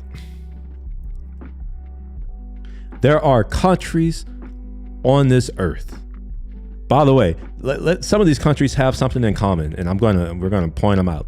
Chad, Africa, literacy rate 27%. Mali, Africa, literacy rate 31%. Burkina Faso, Africa, literacy rate 34%. South Sudan, Africa, literacy rate 35%. Afghanistan, I mean, America, we had a lot to do with that. And Russia, not just us. There's a lot of, not just us. 37%. Central African Republic, that's Africa too. 38%. Niger, Africa, literacy rate 38%. Somalia, Africa, literacy rate 41%. Guinea, Africa, literacy rate 45%. Benin, I don't know Benin, but it might be Africa if I had to guess. I thought I knew all countries in Africa. Like, I've never heard of Benin.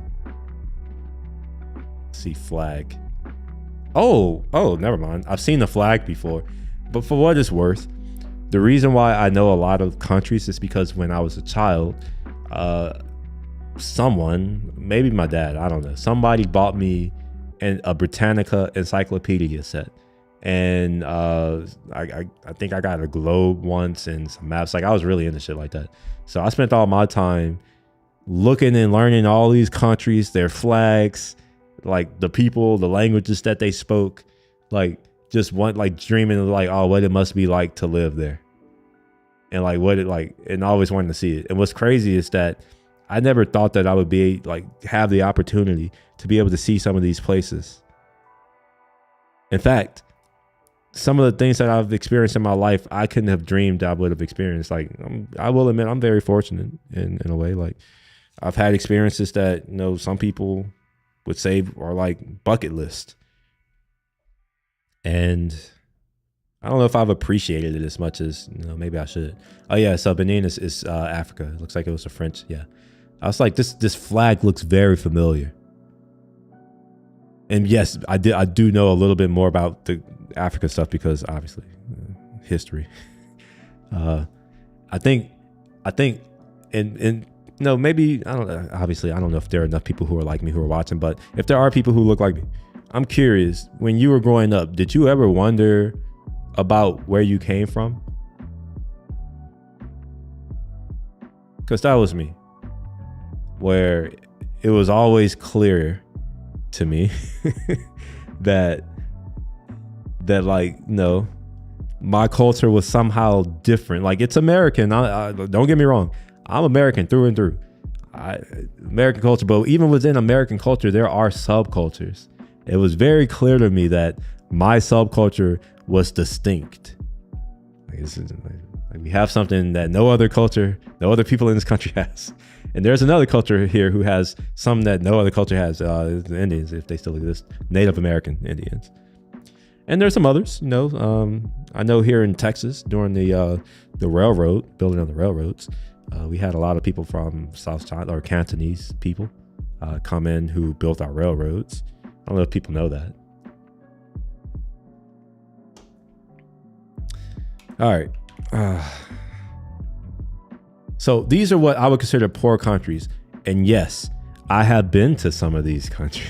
I wouldn't go back. I wouldn't recommend. Don't go. I'm curious, what is Equatorial Guinea not on here, or do they not even consider that a country? Or is it just up higher? Oh, look, Oman is here, 97%. Singapore, look at that. Singapore. I go to Singapore a lot. It's top of my list. I go there a lot. Their literacy rate is not even 100%. Like we should not take for granted that everyone in our country can read and write. I mean, that's it. Like, how has the experiment failed? We were like, there are not many societies where they accomplished this feat, where they were able to attain a 100% literacy rate. And for what it's worth, literacy means that you are able to read and write.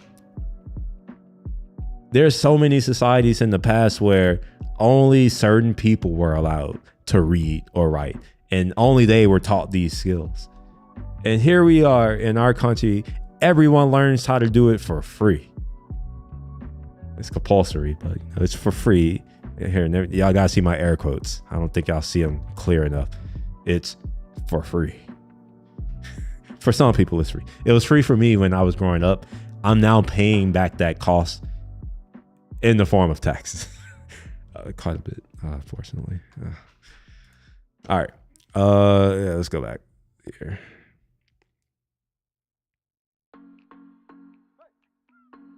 The number of man, it like tanks too. The number of countries below 90%, Guyana is right on the cusp.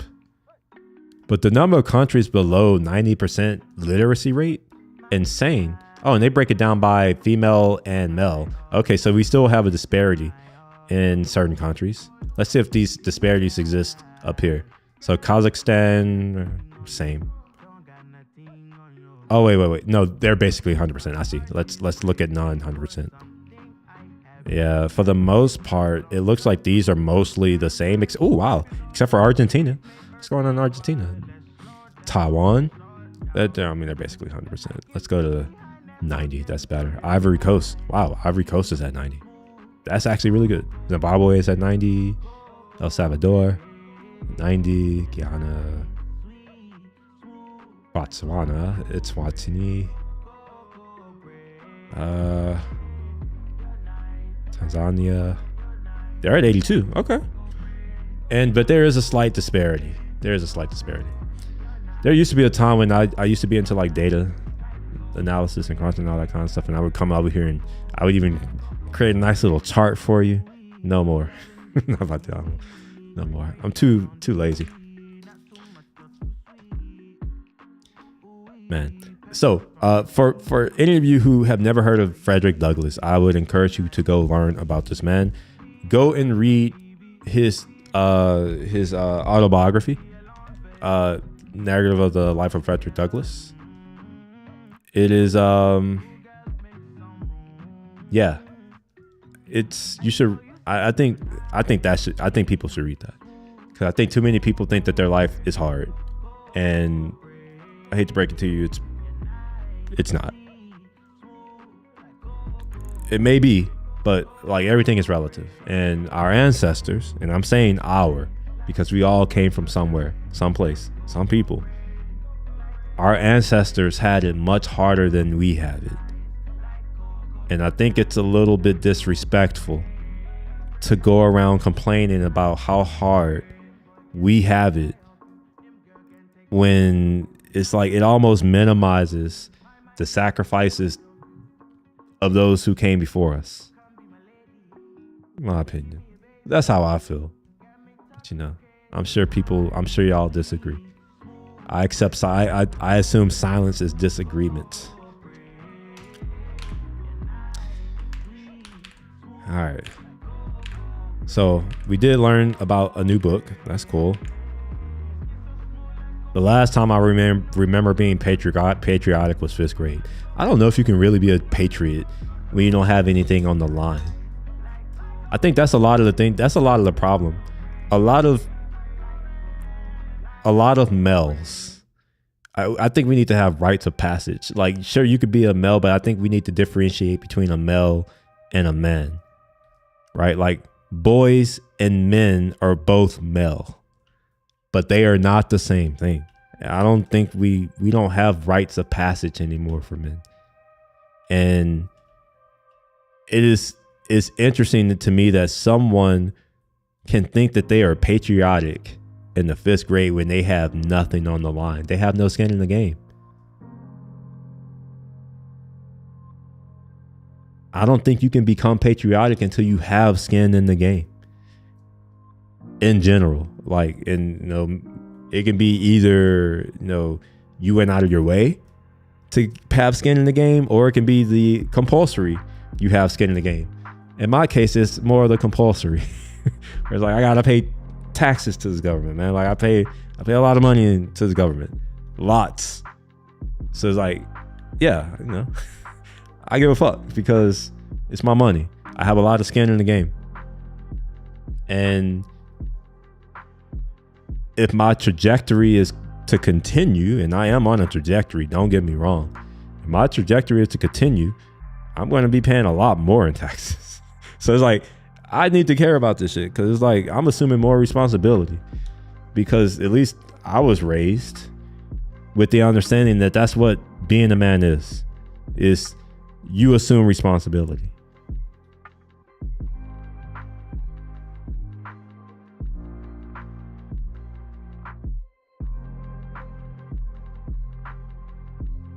Oh, wow. I just got some pop up. Let me open it up right quick.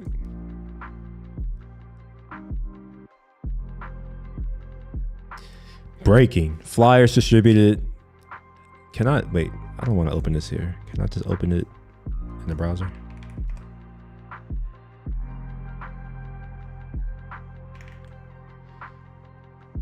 I don't know if this is true.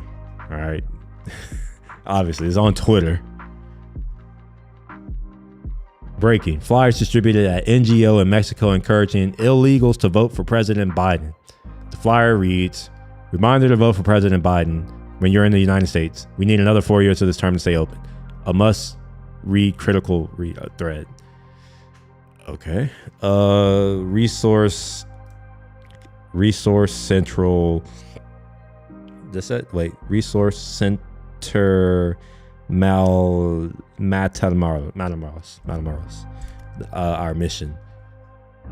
They are in Matamoros. I can't speak Spanish. Mexican. They're in Mexico. Center of Assistance in Matamoros. Okay. I can piece together Spanish. So for what it's worth, I don't technically speak Spanish.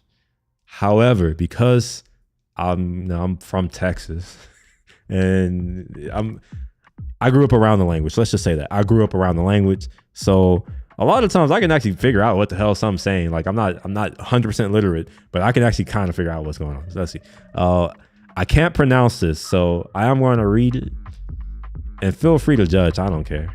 At least I'm here. See, that's the thing, is that's how you become successful. You put yourself in a position to be judged. Look at the people who you want to be. The only reason you want to be them is because you get to judge that they are better off than you.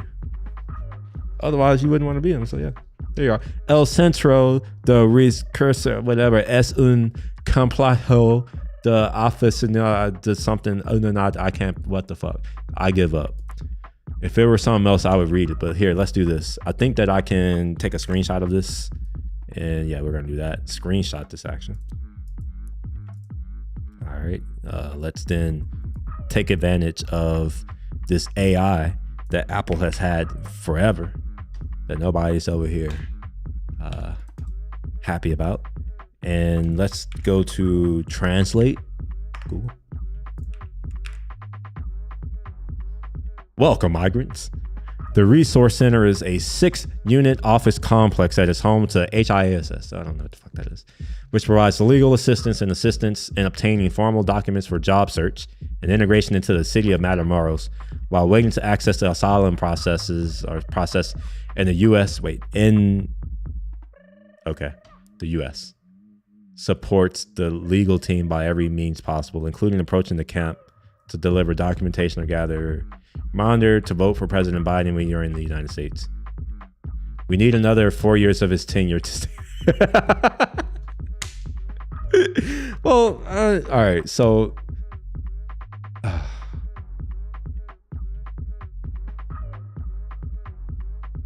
you know what? Like, this is them saying that. Like, when I say them, this is a mission to Mexico saying that. And I can get that. Like, yeah, a lot of like I've been in some of the countries where it's like they understand that if they get a certain president, that certain interests that they may have may come to fruition, and they will, like they want people to win. And it's like, yeah, if you're going to be sending somebody to the country, it's like, yeah, vote for this. Now, do we allow them to vote? That's the question. As far as I know, you have to be an American citizen to vote.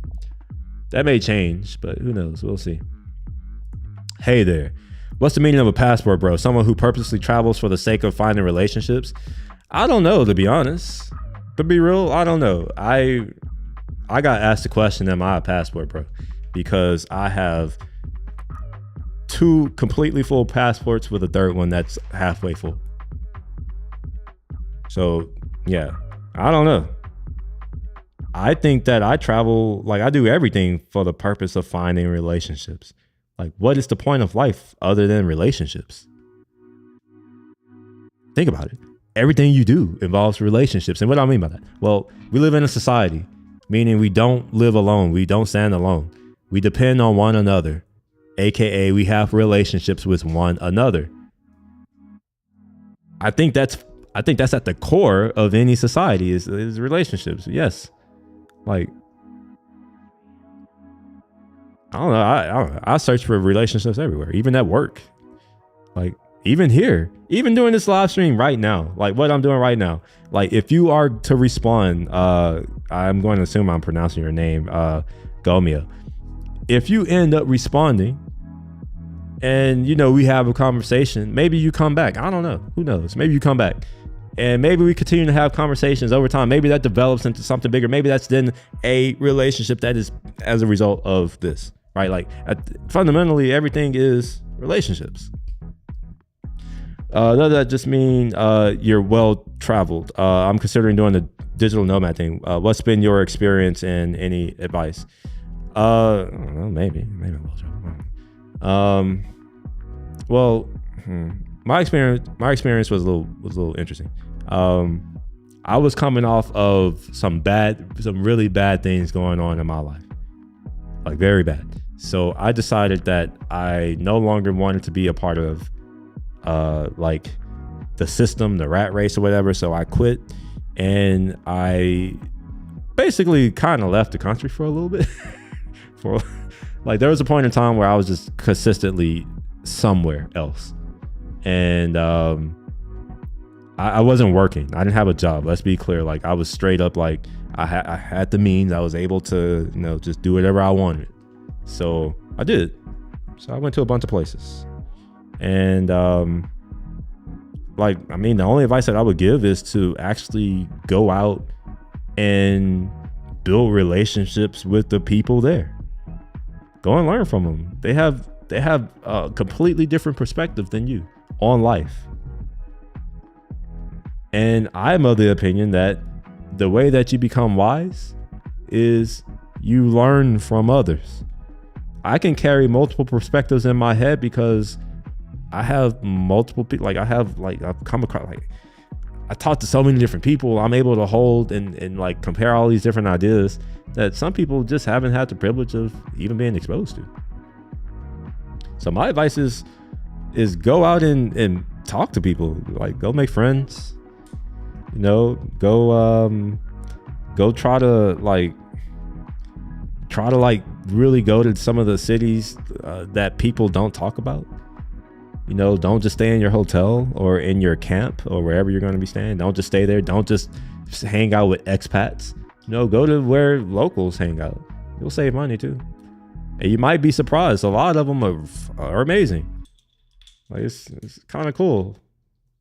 At least I think it's cool that, little poor boy from the hood can be like in this random ass country having a conversation, because obviously I don't speak that many languages, but like, a lot of people can speak somewhat. They can kind of piece together. Basically, it's 2 people who barely can speak each other's language trying to have a conversation. I've had that.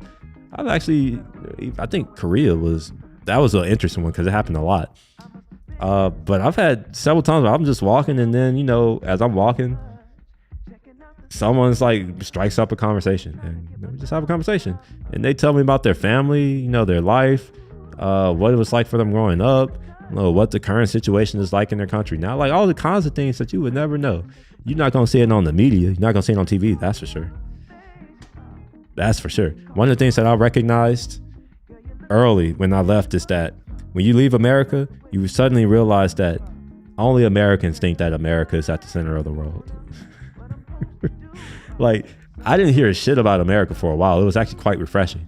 And it gave me the opportunity to truly understand what being an American is, and like how we're different. Because, if you grow up here, you're from here, like, we are a melting pot. So it's easy to think that, oh, America is just a country of foreigners, essentially, of people who aren't from here. But that's not really true. It's not true. And you have to see it. You have to like really experience it to get it. Like, it's one of these things where it's like you don't know until you know. You go out, like, we look different. Americans look different. And when I say Americans, I'm talking about Americans natural born Americans. I'm not talking about like, a first generation who was technically conceived somewhere else and I'm not talking about anchor babies. I'm talking about like, if your family has been here for a generation or two, if the kids were to go back home, they look different. It's insane. I don't know. It's like we're bigger. Like literally, physically, we're bigger. Our structure is I don't know. It's hard to articulate. It's interesting. Well, all this is showing me is that America can't be a failed country yet if we have so many people willing to risk their lives to come here. So many people are uprooting their lives.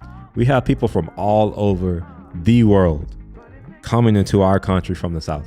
I don't like the fact that, we just have this open border or whatever. That's a separate thing. That's a political thing. The fact is that people are still risking their lives to come to America. That don't sound like a failure to me. It sounds like a lot of people are delusional, and it sounds like a lot of people are ignorant. And that's unfortunate because I have higher expectations of my fellow citizens to educate themselves, because we are rich as fuck in America. There is no excuse. No excuse. There is none. And I can tell you that as someone who was homeless at a certain point in my life, there's no fucking excuse to not be educated. We have libraries. They are free. They have books. You can read them. We have internet, we have Wikipedia, all this shit. It's free. You can go and read these things. There's no reason to be ignorant and to not know that what we have is actually kind of a big deal, and it is great, but only if we put in the effort to ensure that it is great. Right? It's like you don't go and buy a mansion and then not take care of it and then say, oh, this mansion is shitty, and it's like, oh, we need to just abandon it. It's like, no, fix your house. Make up your bed. Don't live in filth. Make sure you have a clean mind. Whatever that is, whatever you need to do that, you should do that.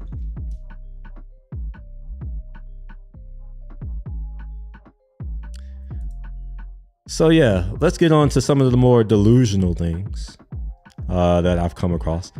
I think so.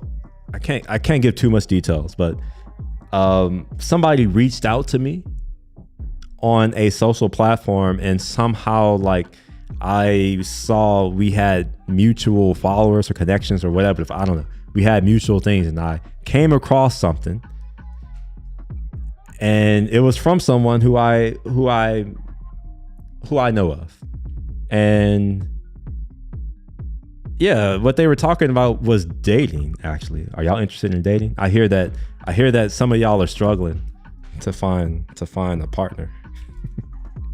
Is that true? Y'all struggling out there? Let's see here. We got a question. I wonder why the other person asked if you're a passport bro. Oh, it was a female.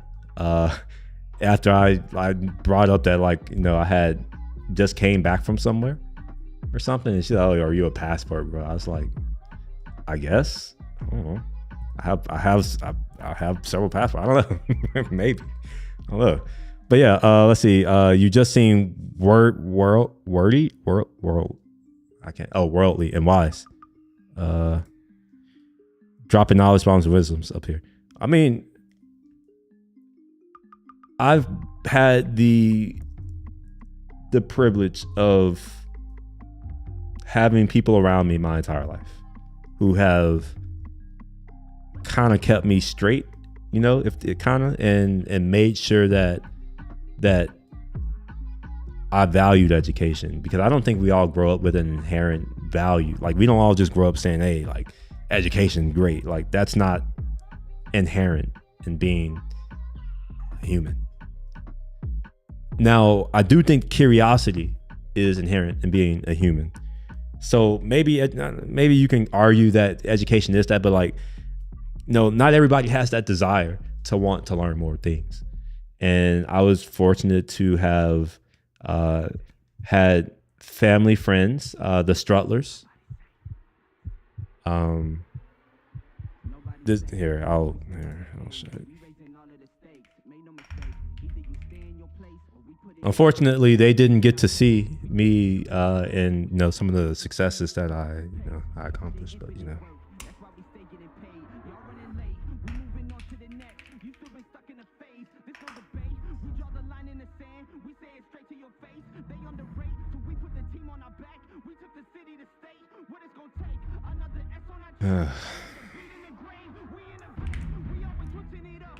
Can I not go into reader view? Well, I guess we don't have to read it all. It doesn't matter that much, I guess. But this man and his family are part of the reason why I know a little bit more than I guess people my age would normally know. So his family, his wife's mother, like all of them, they had a big impact in my life, right? So it started from here, which them and my grandpa, they kind of inspired the education, right? So it's like, yes, I know some things, but that's only because I'm around people who know things, right? Like, if you're around enough people, they've been through a lot of things. You don't have to go through it yourself to learn it. You just talk to them, that relationship, right? Go and build relationships. That's what I mean, right? Like, what else is the point? I failed to see what is the point of anything other than relationships, right? Like, isn't that what we're here for? Is to go forth and prosper. And the only way you're going to go forth and prosper and multiply is if you go out and you build relationships, because like, you have to build the world, and you can't build the world alone. You need people, and without relationships, you don't have people. So you need all of it.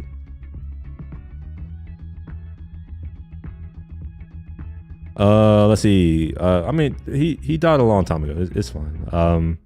It sounds like you think value in education is environmental and determined by your social circle. Yeah, absolutely. Absolutely. That's something that needs to be nurtured in people, is education, the valuing that, right? I think curiosity is something that is nature.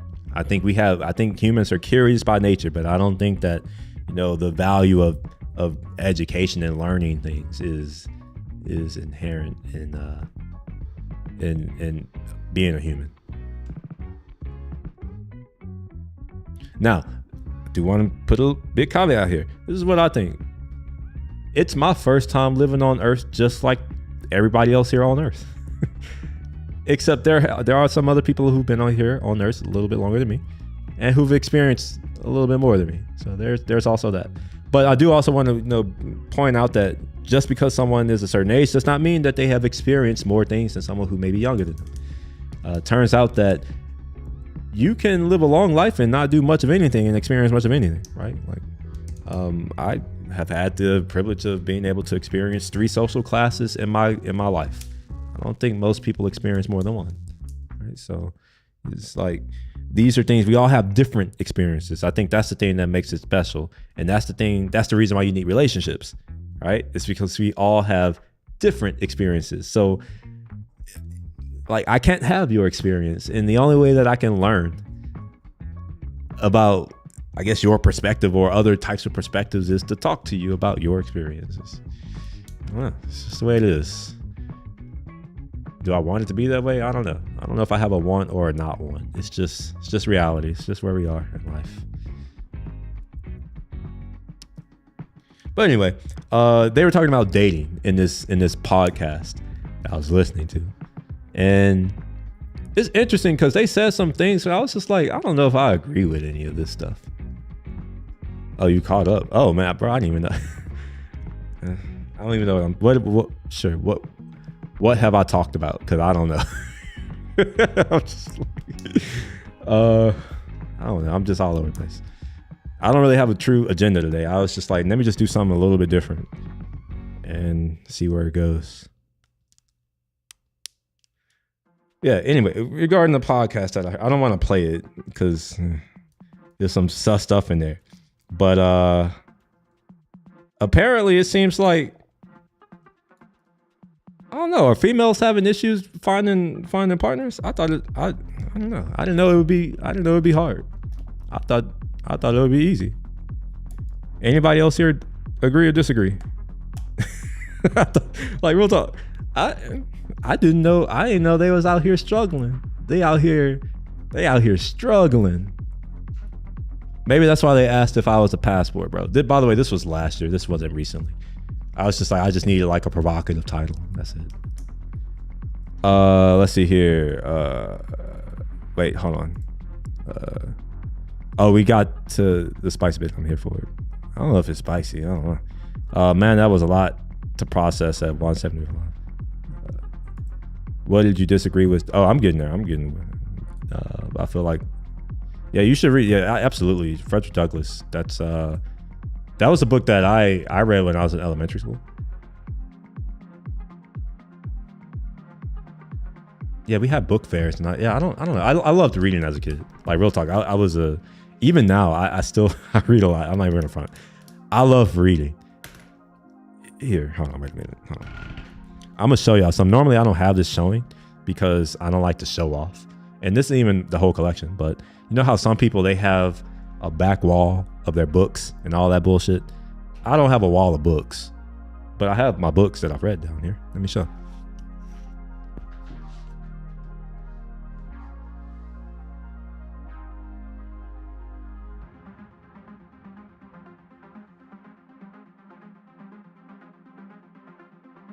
So as y'all can see, there are some books down there, and except for the books that I collect. So I do collect cookbooks.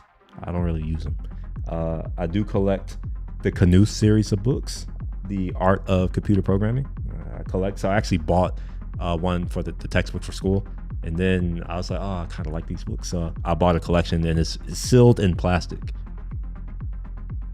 Yes, I'm one of those people. I'm secretly a nerd. I have one of my favorite books here. We were talking about it actually.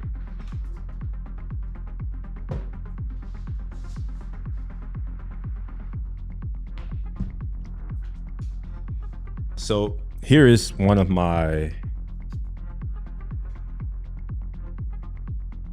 So y'all can like, I have opinions, and my opinions are based off of stuff like this.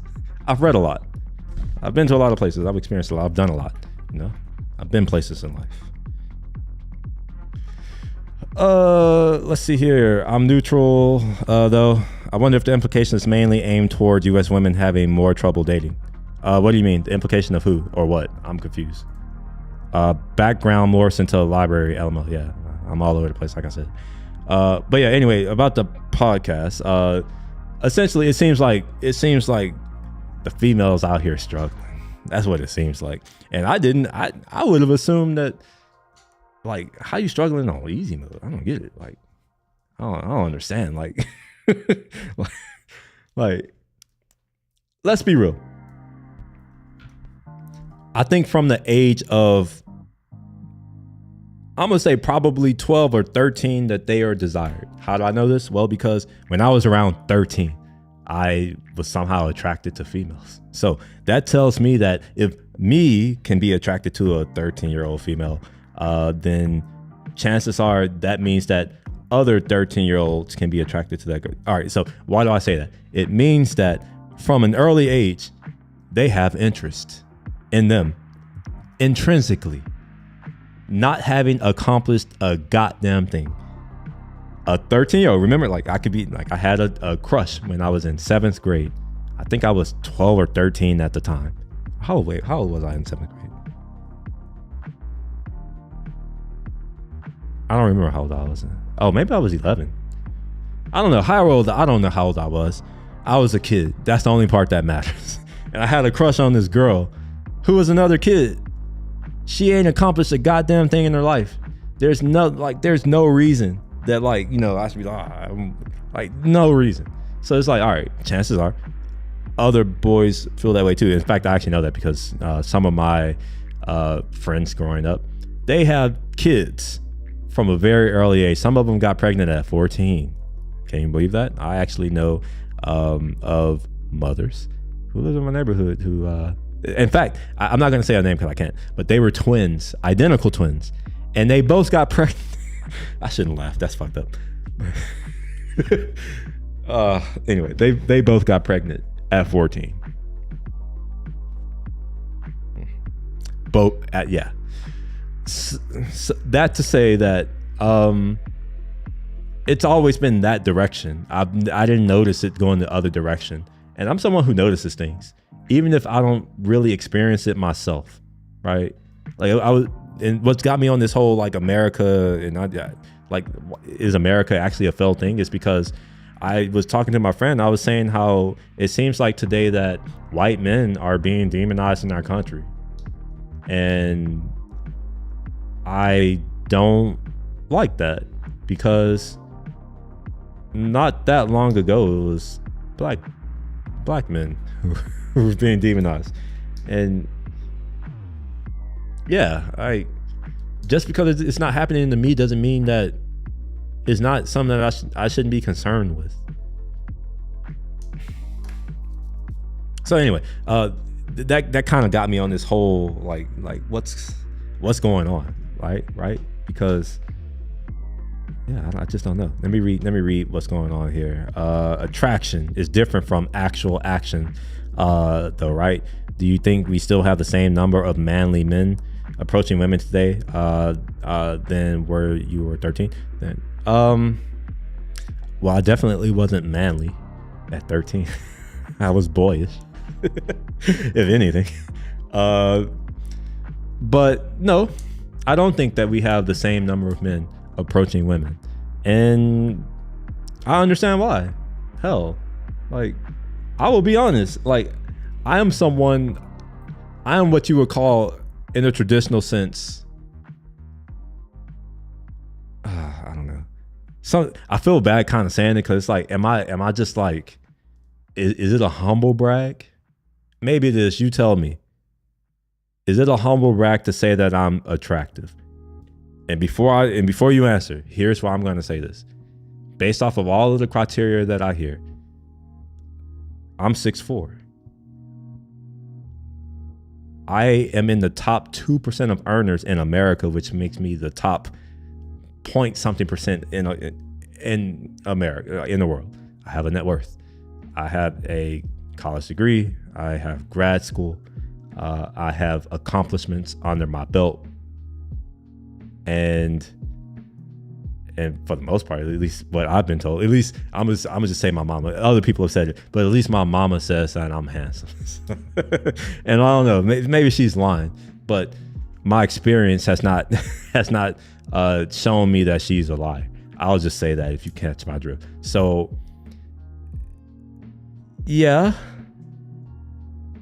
I don't even like. I avoid them now, and it's not even from a. It's mostly from a safety almost. Like, it's dangerous. Like, I have a lot to lose.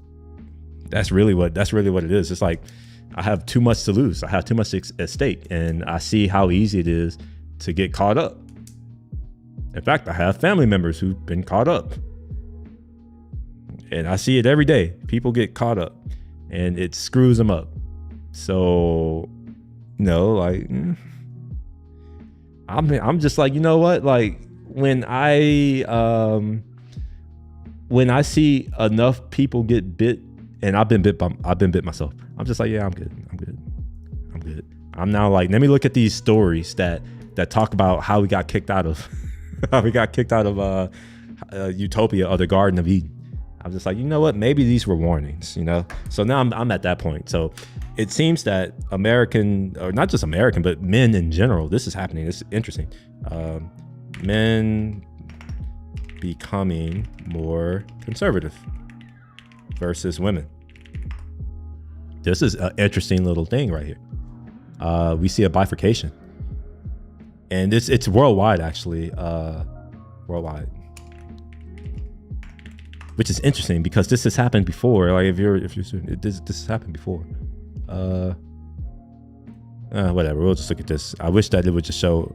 Yeah, I guess it does. Political by gender. Wait, what is this doing? It's all right. Can we do all? Like, I want to see a comparison. God damn it.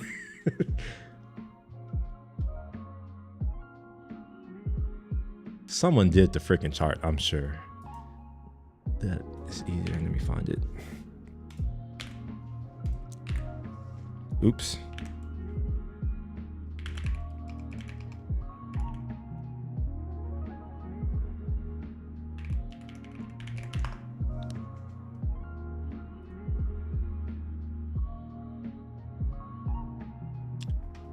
Man, sometimes I just want a chart.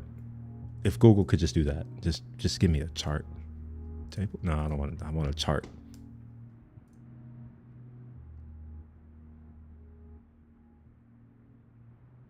I saw some recent statistics. I wish they would have included the link so I could go and look at these recent statistics. But have y'all heard that? I'm just curious. Maybe y'all have heard that.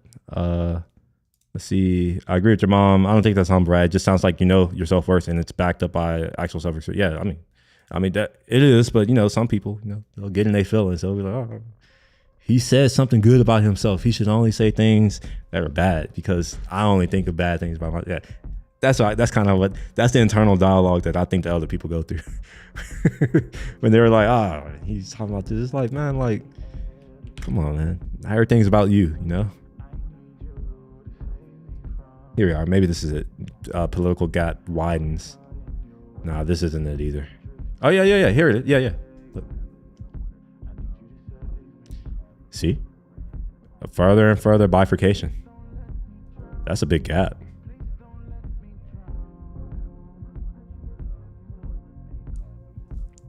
And what's interesting is that political orientation, or I don't know if that's the right word. I don't know these terms, but like your political leaning or whatever is supposedly that's one of the criteria, like one of the hundreds of criteria that females have for their partners, which is interesting. So it's like there's this saying that the top, like, most girls go for the top 20% of men. And then they have bad experiences with a small percentage of men who, for whatever reason, like, I'm sorry, I can't help it.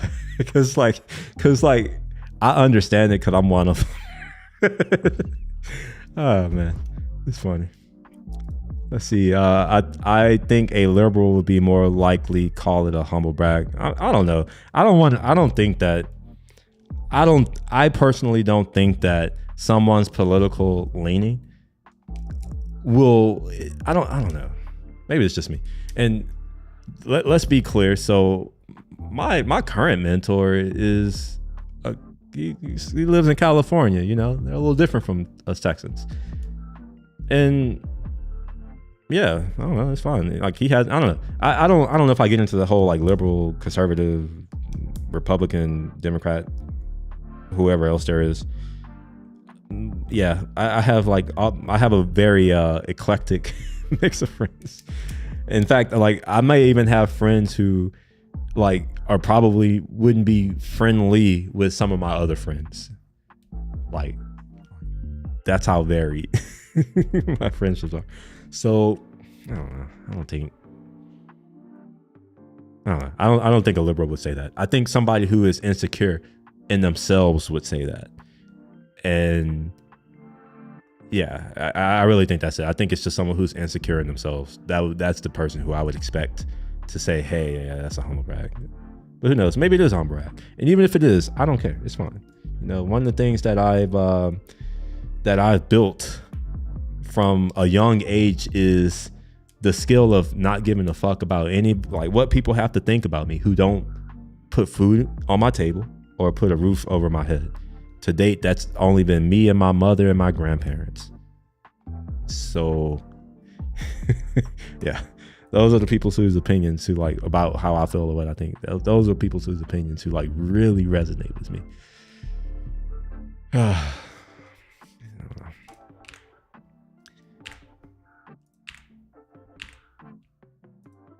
So yeah, back to the whole dating thing. Actually, before I get back into the dating thing, I had to go take a quick piss. I'll be back.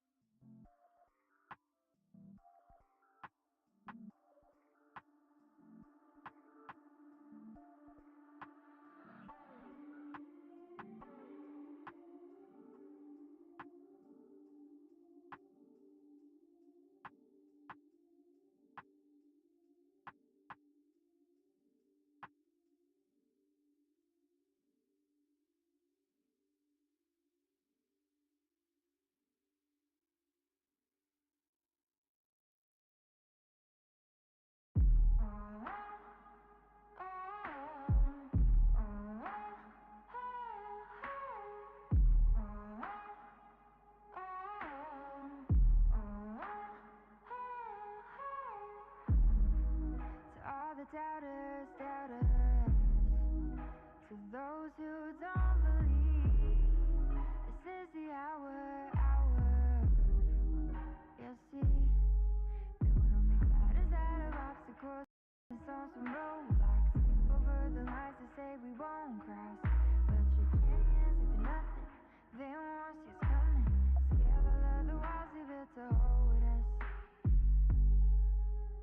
We may be invisible, but we'll be unmistakable. We may be. Sup, back. About to change this music. I don't know what that was. All right. So we're gonna get into the delulu stuff that I heard. Get my cookie from Milk and Cookies. Wait, hold on. How do I do it? Milk and Cookies. It's upside down, but just pretend that you can read it. Milk and Cookies. Literally life-changing chocolate chip cookies. I don't know. It's right down the street. Part of the reason I'm a fat ass now. I've been eating all these chocolate chip cookies. So here's the statement that I heard. I'm since you're talking to me, Gummy, I'm actually curious to know your opinion.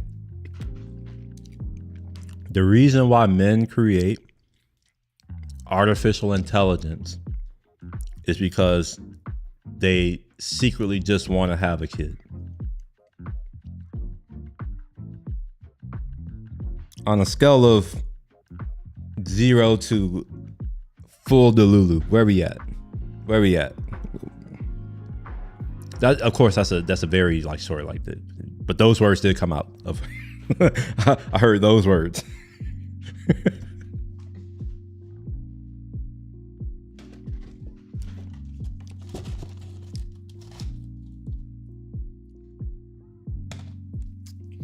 Man, I need to put the cookie down. Yeah, hold on, give me a second. I gotta put this cookie away. I won't stop eating it.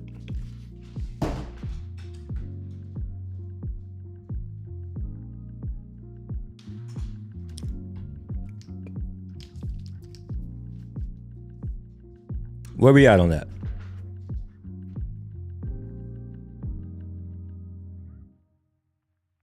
Is it really that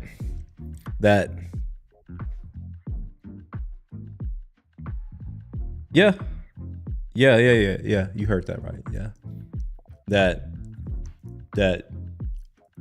she thinks that the reason why men have created AIs that they really just want kids. And yeah. That's the level that we're working with. So you're gonna have to forgive me if I'm a little bit slow, because I'm trying to, like, one of the things that I pride myself on is the willingness to give something that I wholeheartedly disagree with the benefit of the doubt, and try to understand, like, is there something to this, right? Like, is there truth here, right? Like, is there, I don't know, it's just one of the things that I try to do, right? I'm just like, oh. But hold on, let me pull up. Now we'll listen to some clips. Let me pull it up right quick.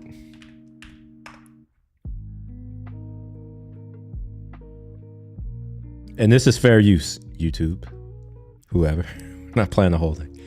How do I see my wait? Where did it go?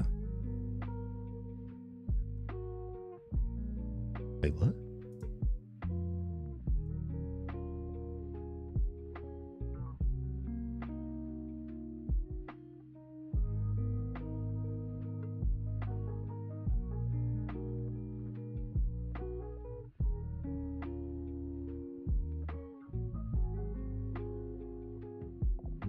Okay, I have it up.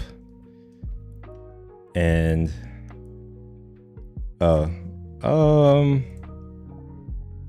Chris. Oh my god. Wait a minute, wait. Hold on, there's too much happening right now. Okay, I'll have to split this up a little. I would say out of 10, I would say I'm about a 3 in my confidence and believing that. Okay, all right. So I'm gonna say that's a 7 then. A 7 on the delulu scale. You have to subtract 1. Subtract it from 1. I was once a passport, bro. All right, preach. But now I'm happy, bro. All right. Got himself fly. He got himself. He out here married. I don't even know. He over here. Are you eating dinner right now, Chris? He been, man. You know what? Like, real talk. He's been flexing on us lately. Every single day, I pull up my story, and here's Chris with his lunch or dinner. I'm just like, leave us alone. Why? You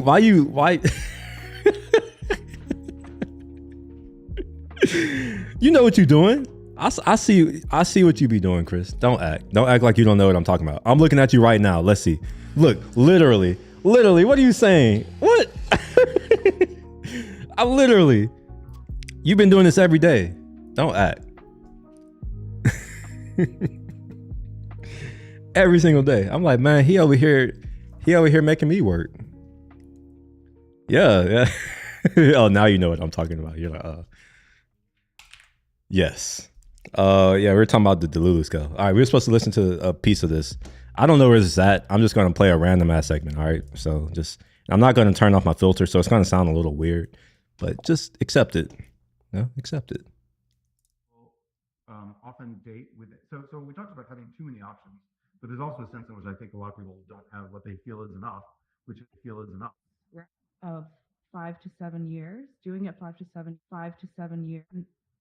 Sorry, I'm like scrubbing. I talked to my parents about this. Like a lot of probably just it's she kills control. What's the psychology? There's that, and so there's nothing that a woman can, and he will look for it, and like that's actually yes, I totally agree with this. Well, that women want intrinsically. So okay. I'm gonna just let it play. Let's see. Yeah, finish that. Men. Well, I mean, a few do. Okay. Men do not have a consciousness of their own desirability, and this I could name all the different ways in which this screws men up. He says that men don't have a conscience of their desirability. Is that true? I know women want me, mainly because they can't have me, and that makes them want me more. Like, I know they want me, so there's no problems here for me. But I'm curious, like, do you not know your self-worth? Like, do you not know what power you have in this world? Curious. Maybe he's right. I don't know. Maybe I'm just so far, to the right of the spectrum where I'm just like, I don't even know what the hell you're talking about. Like, I don't see that. But maybe that's true. Let's see here. Let's see. Wait, who are we talking about? Who has good taste? Good food. I mean, I think I have good taste. He's a food influencer. Who's the food influencer? Chris, you a food influencer now? That's what I'm trying to be. Is this on IG? I need to add. Yeah, he's on IG. He's the real Chris Sean. Yeah, I do food sometimes too. All right, let me put this on. The Ali thing. Wait, what? The Ali thing. My hypothesis is that it's just an extension of pornography, where I'm sorry, I can't say that. I can. I don't care. Where porn was easy access to sexual gratification. AI is easy access to relationship gratification. Oh, the AI. Oh, okay. No.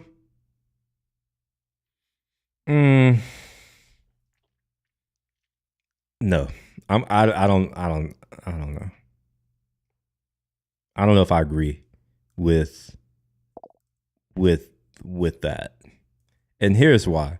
I think that men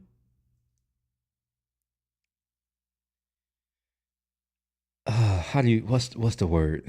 I think that we need a direction or purpose, Let me play my music back. We're about to get deep. Need to play some deep music. Yeah, we're gonna pause it about whatever. I don't know. We're gonna figure this out together. How many of us are there here? There are at least, all right, there are 15 people. If at least 4 people, maybe we can figure this out. We'll see. Oh, I see there's more. I'm very skeptical it has anything to do with kids. Yeah, I agree with that. I don't think it has to do anything with kids. I think our nature is to tinker, like curiosity, and to build, and to like we have an interest in machines. Like sometimes I'll do things, man, it's getting meta now, where it's like sometimes I will do something or choose to do something just because I don't know, it just seems, it's like, what if? So I want to see, right? So when I was doing AI stuff, I wasn't out here like, I'm doing this because I want to have a baby. Like why the fuck would I build AI? That's inferior in every way.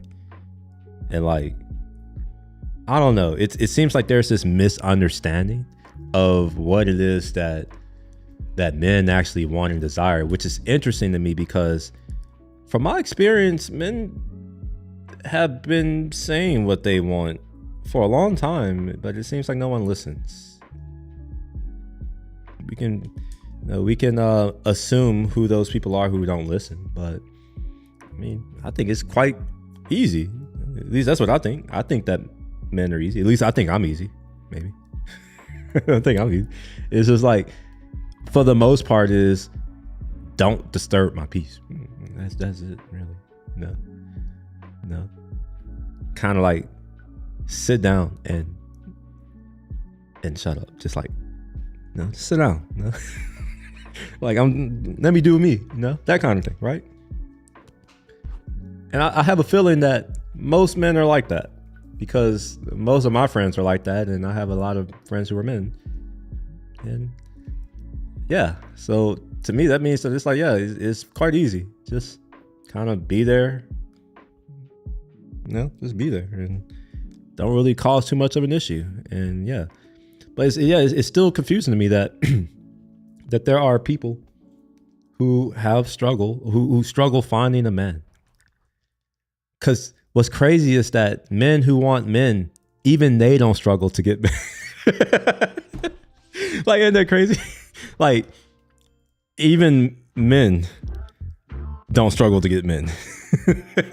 So it's like, yo, like I know a lot of men, and like, man, like try to do something sus, bro. Oh my gosh, I don't know. It probably wouldn't end well. So even men can find other men. So it's like, I don't know, like at a certain point, it's like, all right, if the men are able to find other men and they're happy, and there are men who are able to find whoever they want and they're happy, and there are other men who are happy to just say, you know what, screw all of you. Like at a certain point, we have to ask the question, like, well, maybe I am the problem, right? Like maybe there's a certain point where we get to, and we understand that, you know, maybe it's me. I don't know. Maybe we all don't get there. I got there at one point in my life where it's like, you know what? Maybe the things that are happening in my life or not happening in my life are a result of me. It's called accountability. That's what it is. Where it's like, you know what? If I fail at whatever it is that I'm doing, it's no one else's fault but mine. I can go and point and blame to circumstances to saying, oh, well, if this and if that. But like, yeah. At the end of the day, it doesn't change anything, right? So, let's see here. So, you think AI is just a result of people tinkering? I think it's a result of curiosity in general, and yeah, partially tinkering. It's just like, how does any other discovery that we've had? how did those come along? It's just tinkering. I've definitely had some breakthroughs in my life. Obviously we all have problems. I had a problem at one point and I was just tinkering and somehow like a solution arrived from my tinkering. So yeah, I think that, yeah, part of it is, and when I say tinkering, like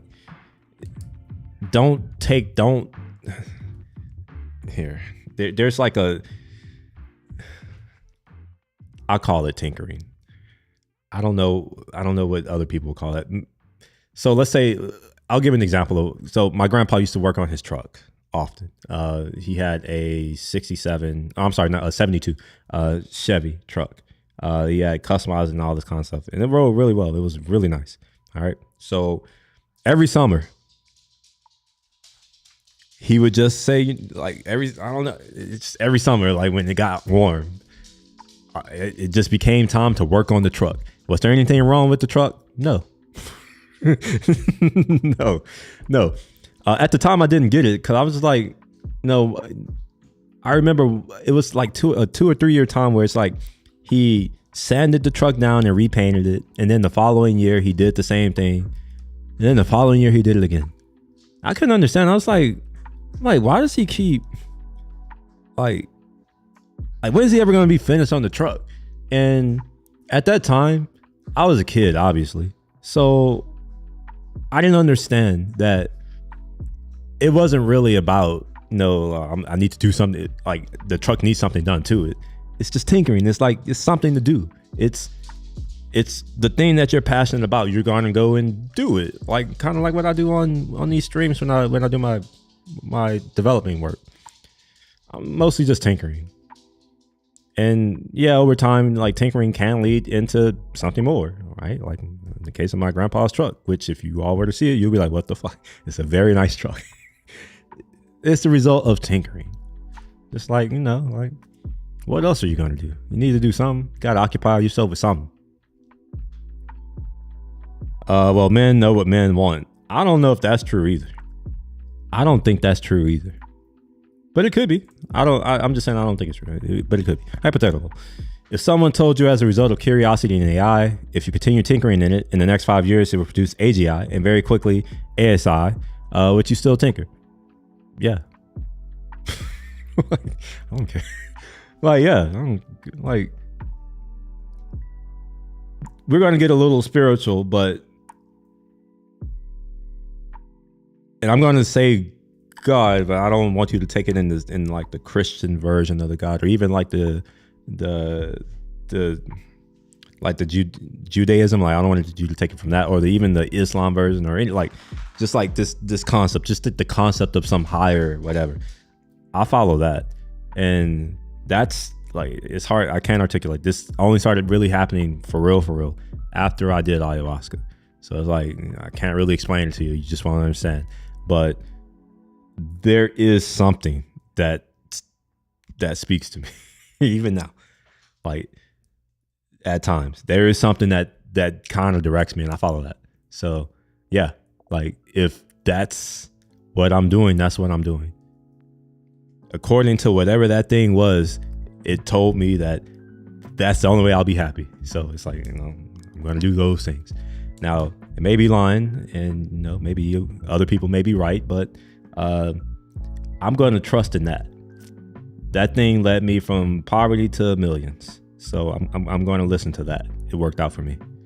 All right. So yeah. Let's see here. Understand about the Christian God. I get you.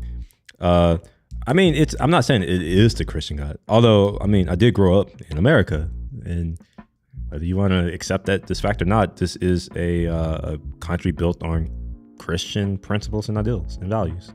That's where these values come from, that all men are created equal. That's where that comes from. It's God, right? The Christian concept of that. In fact, the original folks who came to America were fleeing religious persecution, and they were Christians. And so the people who wrote our Constitution, our Bill of Rights, like who instilled the original culture that led to where we are now, were Christians. That's what they believed in. And I think that our society would not have even gotten to the point to where people could then criticize said society in the way that they do now without that fact. I think that it happened to be the right time, right place, right thought processes, because it wasn't always the case that Europe had what they called enlightened people. Like they went through their enlightenment quite late, actually. I don't know if they understand that, but they went through it quite late. I think we had a lot of really interesting things happening thousands of years before anything happened in Europe. But we live in the West, and that's where our history is based in. So I guess we believe that that's where all that stuff came from. Now, I get you when you say something is possible. Yeah, something like that. Like, yeah, something. Just there's something higher, right? And I don't think that I should have to follow or listen to any man. Real talk. And why would I?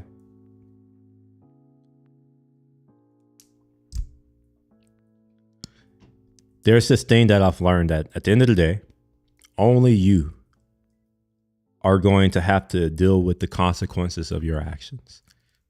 So knowing that little piece of information like deeply in my soul, I simply cannot care what I just can't care what other people, because like at the end of the day, I'm the only one that's going to have to deal with the consequences. So it's just like, have your opinions, whatever, it's fine. Cool. But do you? That's where I'm at. It's like, live the life that you preach. And fortunately, I don't really preach to others about how to live their life, but I do think I do quite a decent job of like, I guess, trying to live up to that ideal that I guess I'll never be able to reach, because I'm a man, like we're imperfect. And I don't mean because I'm a man, I mean because I'm a human, like a person. Like we're not infallible.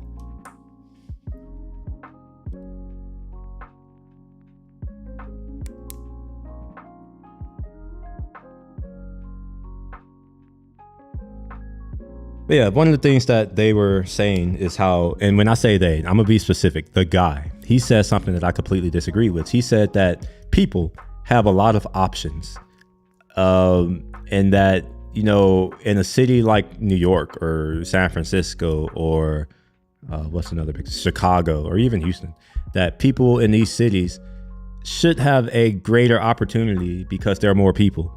And surface level, yes, I agree. But here's the thing. There is a selection process going on. And I have to ask the question, who's doing that selection? Because that's probably the first place that I would, start to attribute some amount of blame, right? Where it's like, all right, the population is the population is the population. All right. Let's say we have 300 million. I know we have more than that, but let's say we have 300 million people here in America. Half of that population is going to be, between the two sexes. So 150 million people. Okay, well, let's say that you have 100 million people population, and then half of that population says, you know what, we're not going to consider or even look at the portion of that population that's under 6 feet tall. Okay. Maybe I'll pull up you know what, let's do that now. I'll pull up a bell curve of height, bell curve, or normal curve, normal distribution,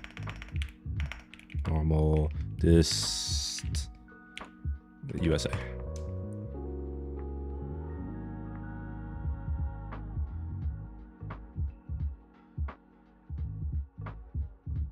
Okay, so this is where most men are. That looks 70 inches. What's 70 inches? Is that tall? That's under 6 feet. Okay. All right. So wait. 6 feet is, where is 6 feet? How many inches are in 6 feet? 70 or 12 times 6. Oh, 72. Okay. All right. So I'm going to assume that this is about men right here. Yeah, right. All right. Cool. So this looks to be, I would say maybe that's probably like 67. Yeah. 67%. Throw away immediately. Greater opportunity for dating. What do you mean? I'm sorry. I'm sorry. What do you mean? When you refer to greater opportunity, I may have forgotten what we were talking about. My bad. But do remind me, because I'm actually interested to know. But here's where we see some numbers here, right? So, is this the percent of the population? Yeah. So you throw away 93% of the population based off of something that they can't control about themselves. Interesting. That's interesting. Where things get a little bit more funny, though, to me at least, is that, you know, that preference of wanting someone tall. Let's say that on the flip side, a male preference of wanting someone who they can pick up. Well, now that's something that, from my experience, you have some level of control over how easy it is to pick you up. And yeah, for some odd reason, like, that's an issue. But it's not an issue to exclude someone based off of something that they can't control. For what it's worth, here's where I am. I'm in this area. I'm in to the right area. So, like, I'm not speaking about this issue as someone who is experiencing the issue.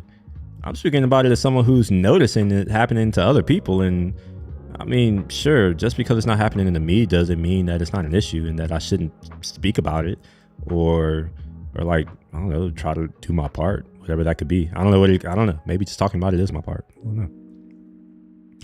know. The premise: living in a city presents greater opportunity for dating and relationships.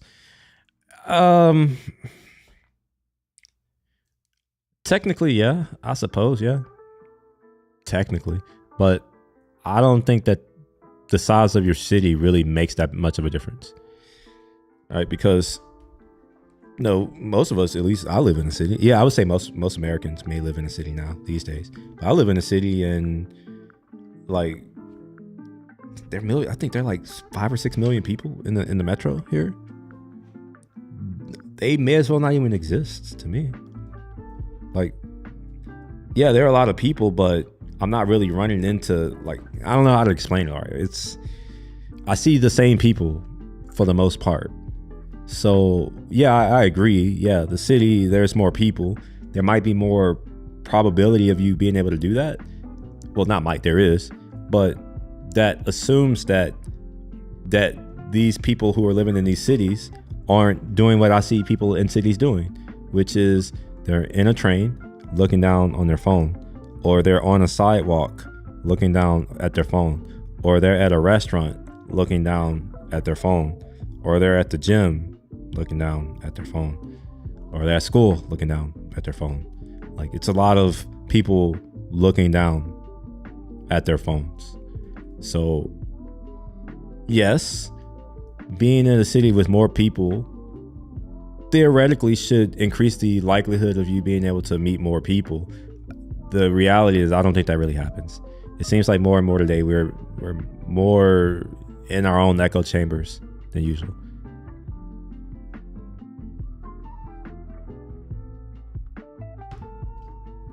Oh, you said you're repeating what I said 10 minutes ago. Oh, my bad. That's the premise of what the guy on the podcast said, right?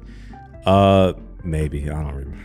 Honestly, though, like, I was listening to it, and I do this when, like, I kept listening to it, but when you make two stupid points, right after, just back to back, I'm just like, I don't know. So it was on. I was kind of hearing bits and pieces, and there were some highlights, specifically the men create AI because they want to have children. That was a fun one. Or like how it's actually good that the birth rate, like we're actually at the right birth rate. That's one of the things that I heard. That like it's good that couples are having children later in life, and that that's like no, I 100% disagree with that. What I'm hearing is someone who has been deluded into thinking that their career is more important than a family. And I think that's the biggest con of the century, is that we've convinced an entire group of people that the most important thing is not ensuring that their legacy continues, that their ancestors didn't toil in vain. Because let's remember, our ancestors had harder lives than we did. That's just a straight fact. They had harder lives than we did. They sacrificed a lot. They went through a lot. A lot of them went through a lot, and they did everything they could to be able to raise a family. And then it's just like this idea that, you know what? Let's forsake something that has worked forever. And let's replace that with, let's go work for a corporation career. So now we have people out here dreaming of earning $100,000 a year, which because that's such an insignificant amount of money, where it's just like people have changed, like they've just changed everything so that they can make a couple dollars. And here's the fucked up part about it, is that the people who are making that money through a job, most of that's going to taxes. And I'm not just talking about income tax. I'm talking about sales tax, your taxes that you pay on your property and all that kind of stuff.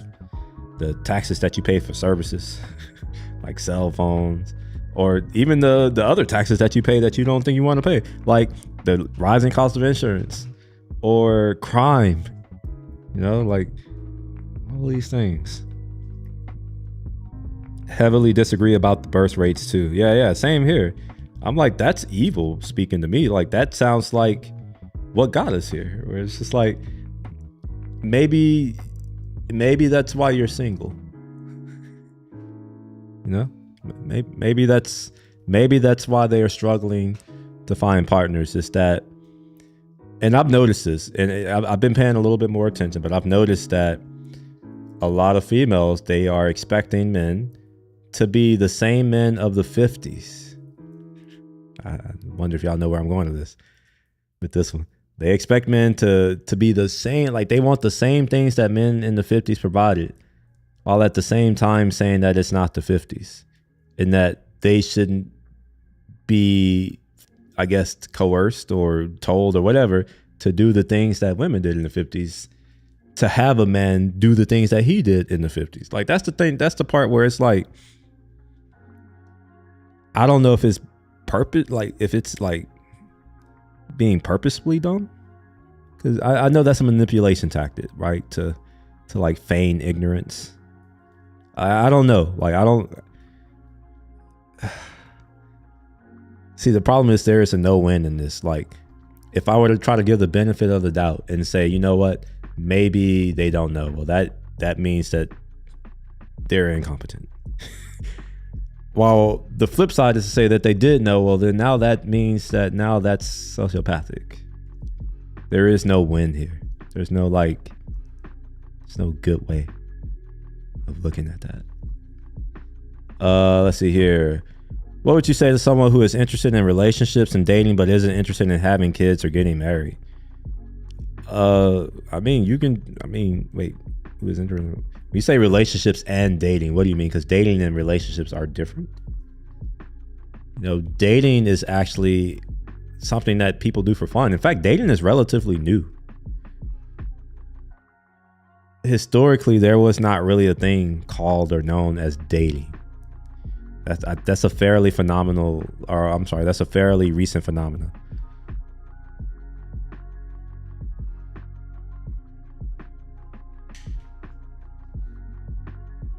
But I don't know, like I'm not in a position to give advice on, like, for people who are interested in having kids or getting married.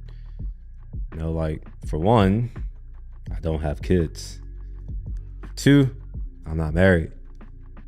And 3, I'm not interested in getting married. So I don't think I'm the best person to share. Like, I mean, I don't have advice. I don't have none advice.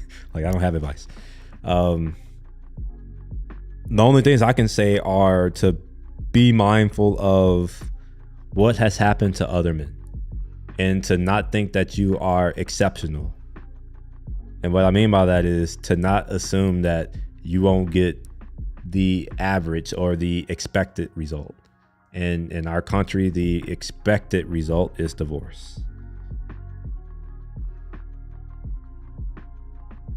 If you have kids and marriage, the expected result after divorce is the kids go with the mother. The expected result is you pay child support until that kid is 18 or 22 if they go to college. That includes their health care and all that kind of stuff. And you'll be paying that to the state. I don't know if you know that. Like, that money isn't actually going directly to the child. It's going to the state, who is going to take their cut, and then they're going to give it to the baby mama, who's going to spend money that she didn't earn. And we all spend money we didn't earn frivolously. So so there's that. So my only advice is to go in knowing as much as you can. Know what options you have available to you. Legal options going in, like prenuptial agreements, as well as what precedents has been set on those legal arrangements, such as prenups. Like, for instance, the prenups always hold up in court. Maybe you should go look. Maybe you should go find out, Have y'all heard that story or seen the story about the guy who went to jail because he couldn't pay his ex-wife $100,000 after giving her $1.7 million in cash? Did y'all hear that story? Because all over the internet, the man's daughter was weaponized against him and decided to attack her father. Now, talk about degeneracy, if I've ever heard of it. Decided to attack her father publicly on TikTok. The father responded, and he didn't even go at his daughter. He was just like, he was actually really cool about it. And then the girl doubled down and then tripled down. And now he's going back and he's giving receipts now. He's going into the weeds, and it's eye-opening. It's eye-opening.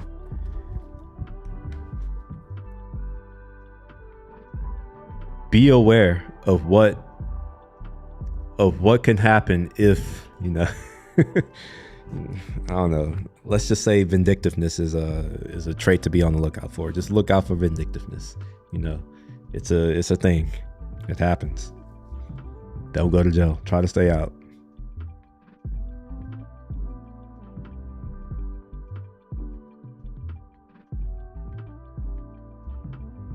All right, let's go back to here. There's this, female delusion. Delulu calculator.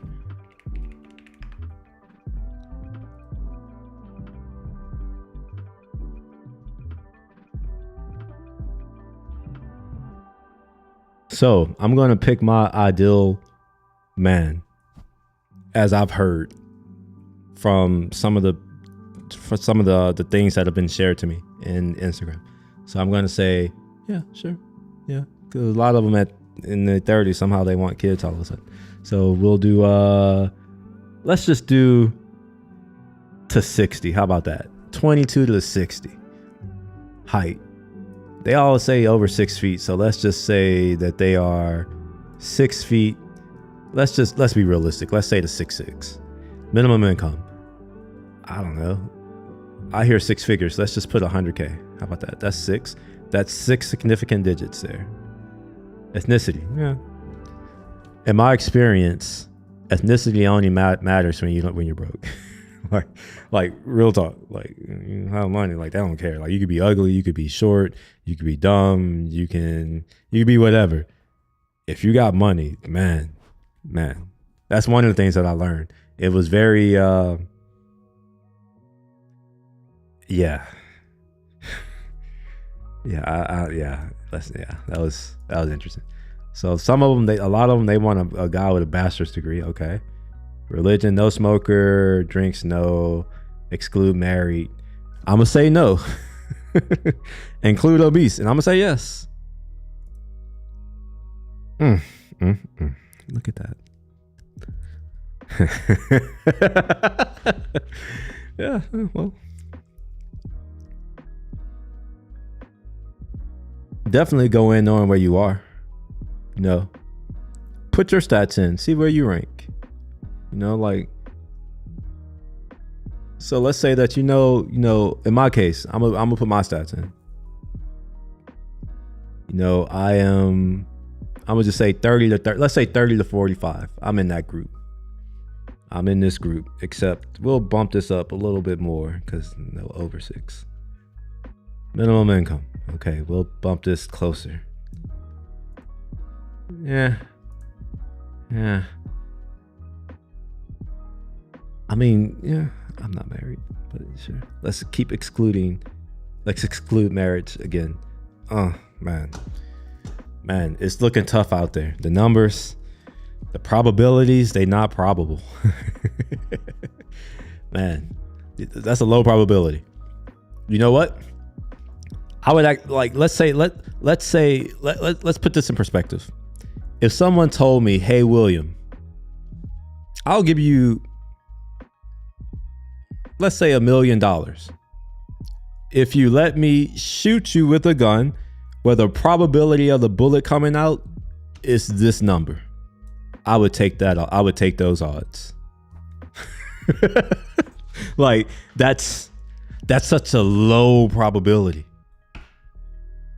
So, yeah. Now, of course, if I had known how many times that gun had been pulled, like the trigger had been pulled, that would change a lot. That's more information. But let's just assume that it hasn't been pulled and it's random so far. I'd be willing to stand in front of that first trigger pull. That's how confident I am that those odds are low. Like, that's like, okay, all right, yeah, all right, I can deal with that. Yeah, anyway. Man, I got a lot of people on Twitter watching. Are people actually watching on Twitter? Like, do people actually use Twitter to watch me? Let's see, profile. I don't even know how people would say if they're watching. It just says 10 views. Okay, that doesn't mean viewers. Okay, so then okay, we're good. I don't have as many as I thought. And that's good because I was thinking about ending. That's why I was like, oh, let me see. Because if I have too many people, I'll hang out. But before I go, anybody, I got questions, thoughts, concerns, which I want to know more about. Like, I could do this more in the future if y'all want. Maybe I'll even start trying to clip up these videos. I got a lot to do with that.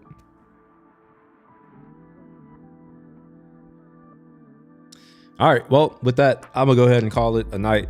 I enjoyed the conversation. Peace.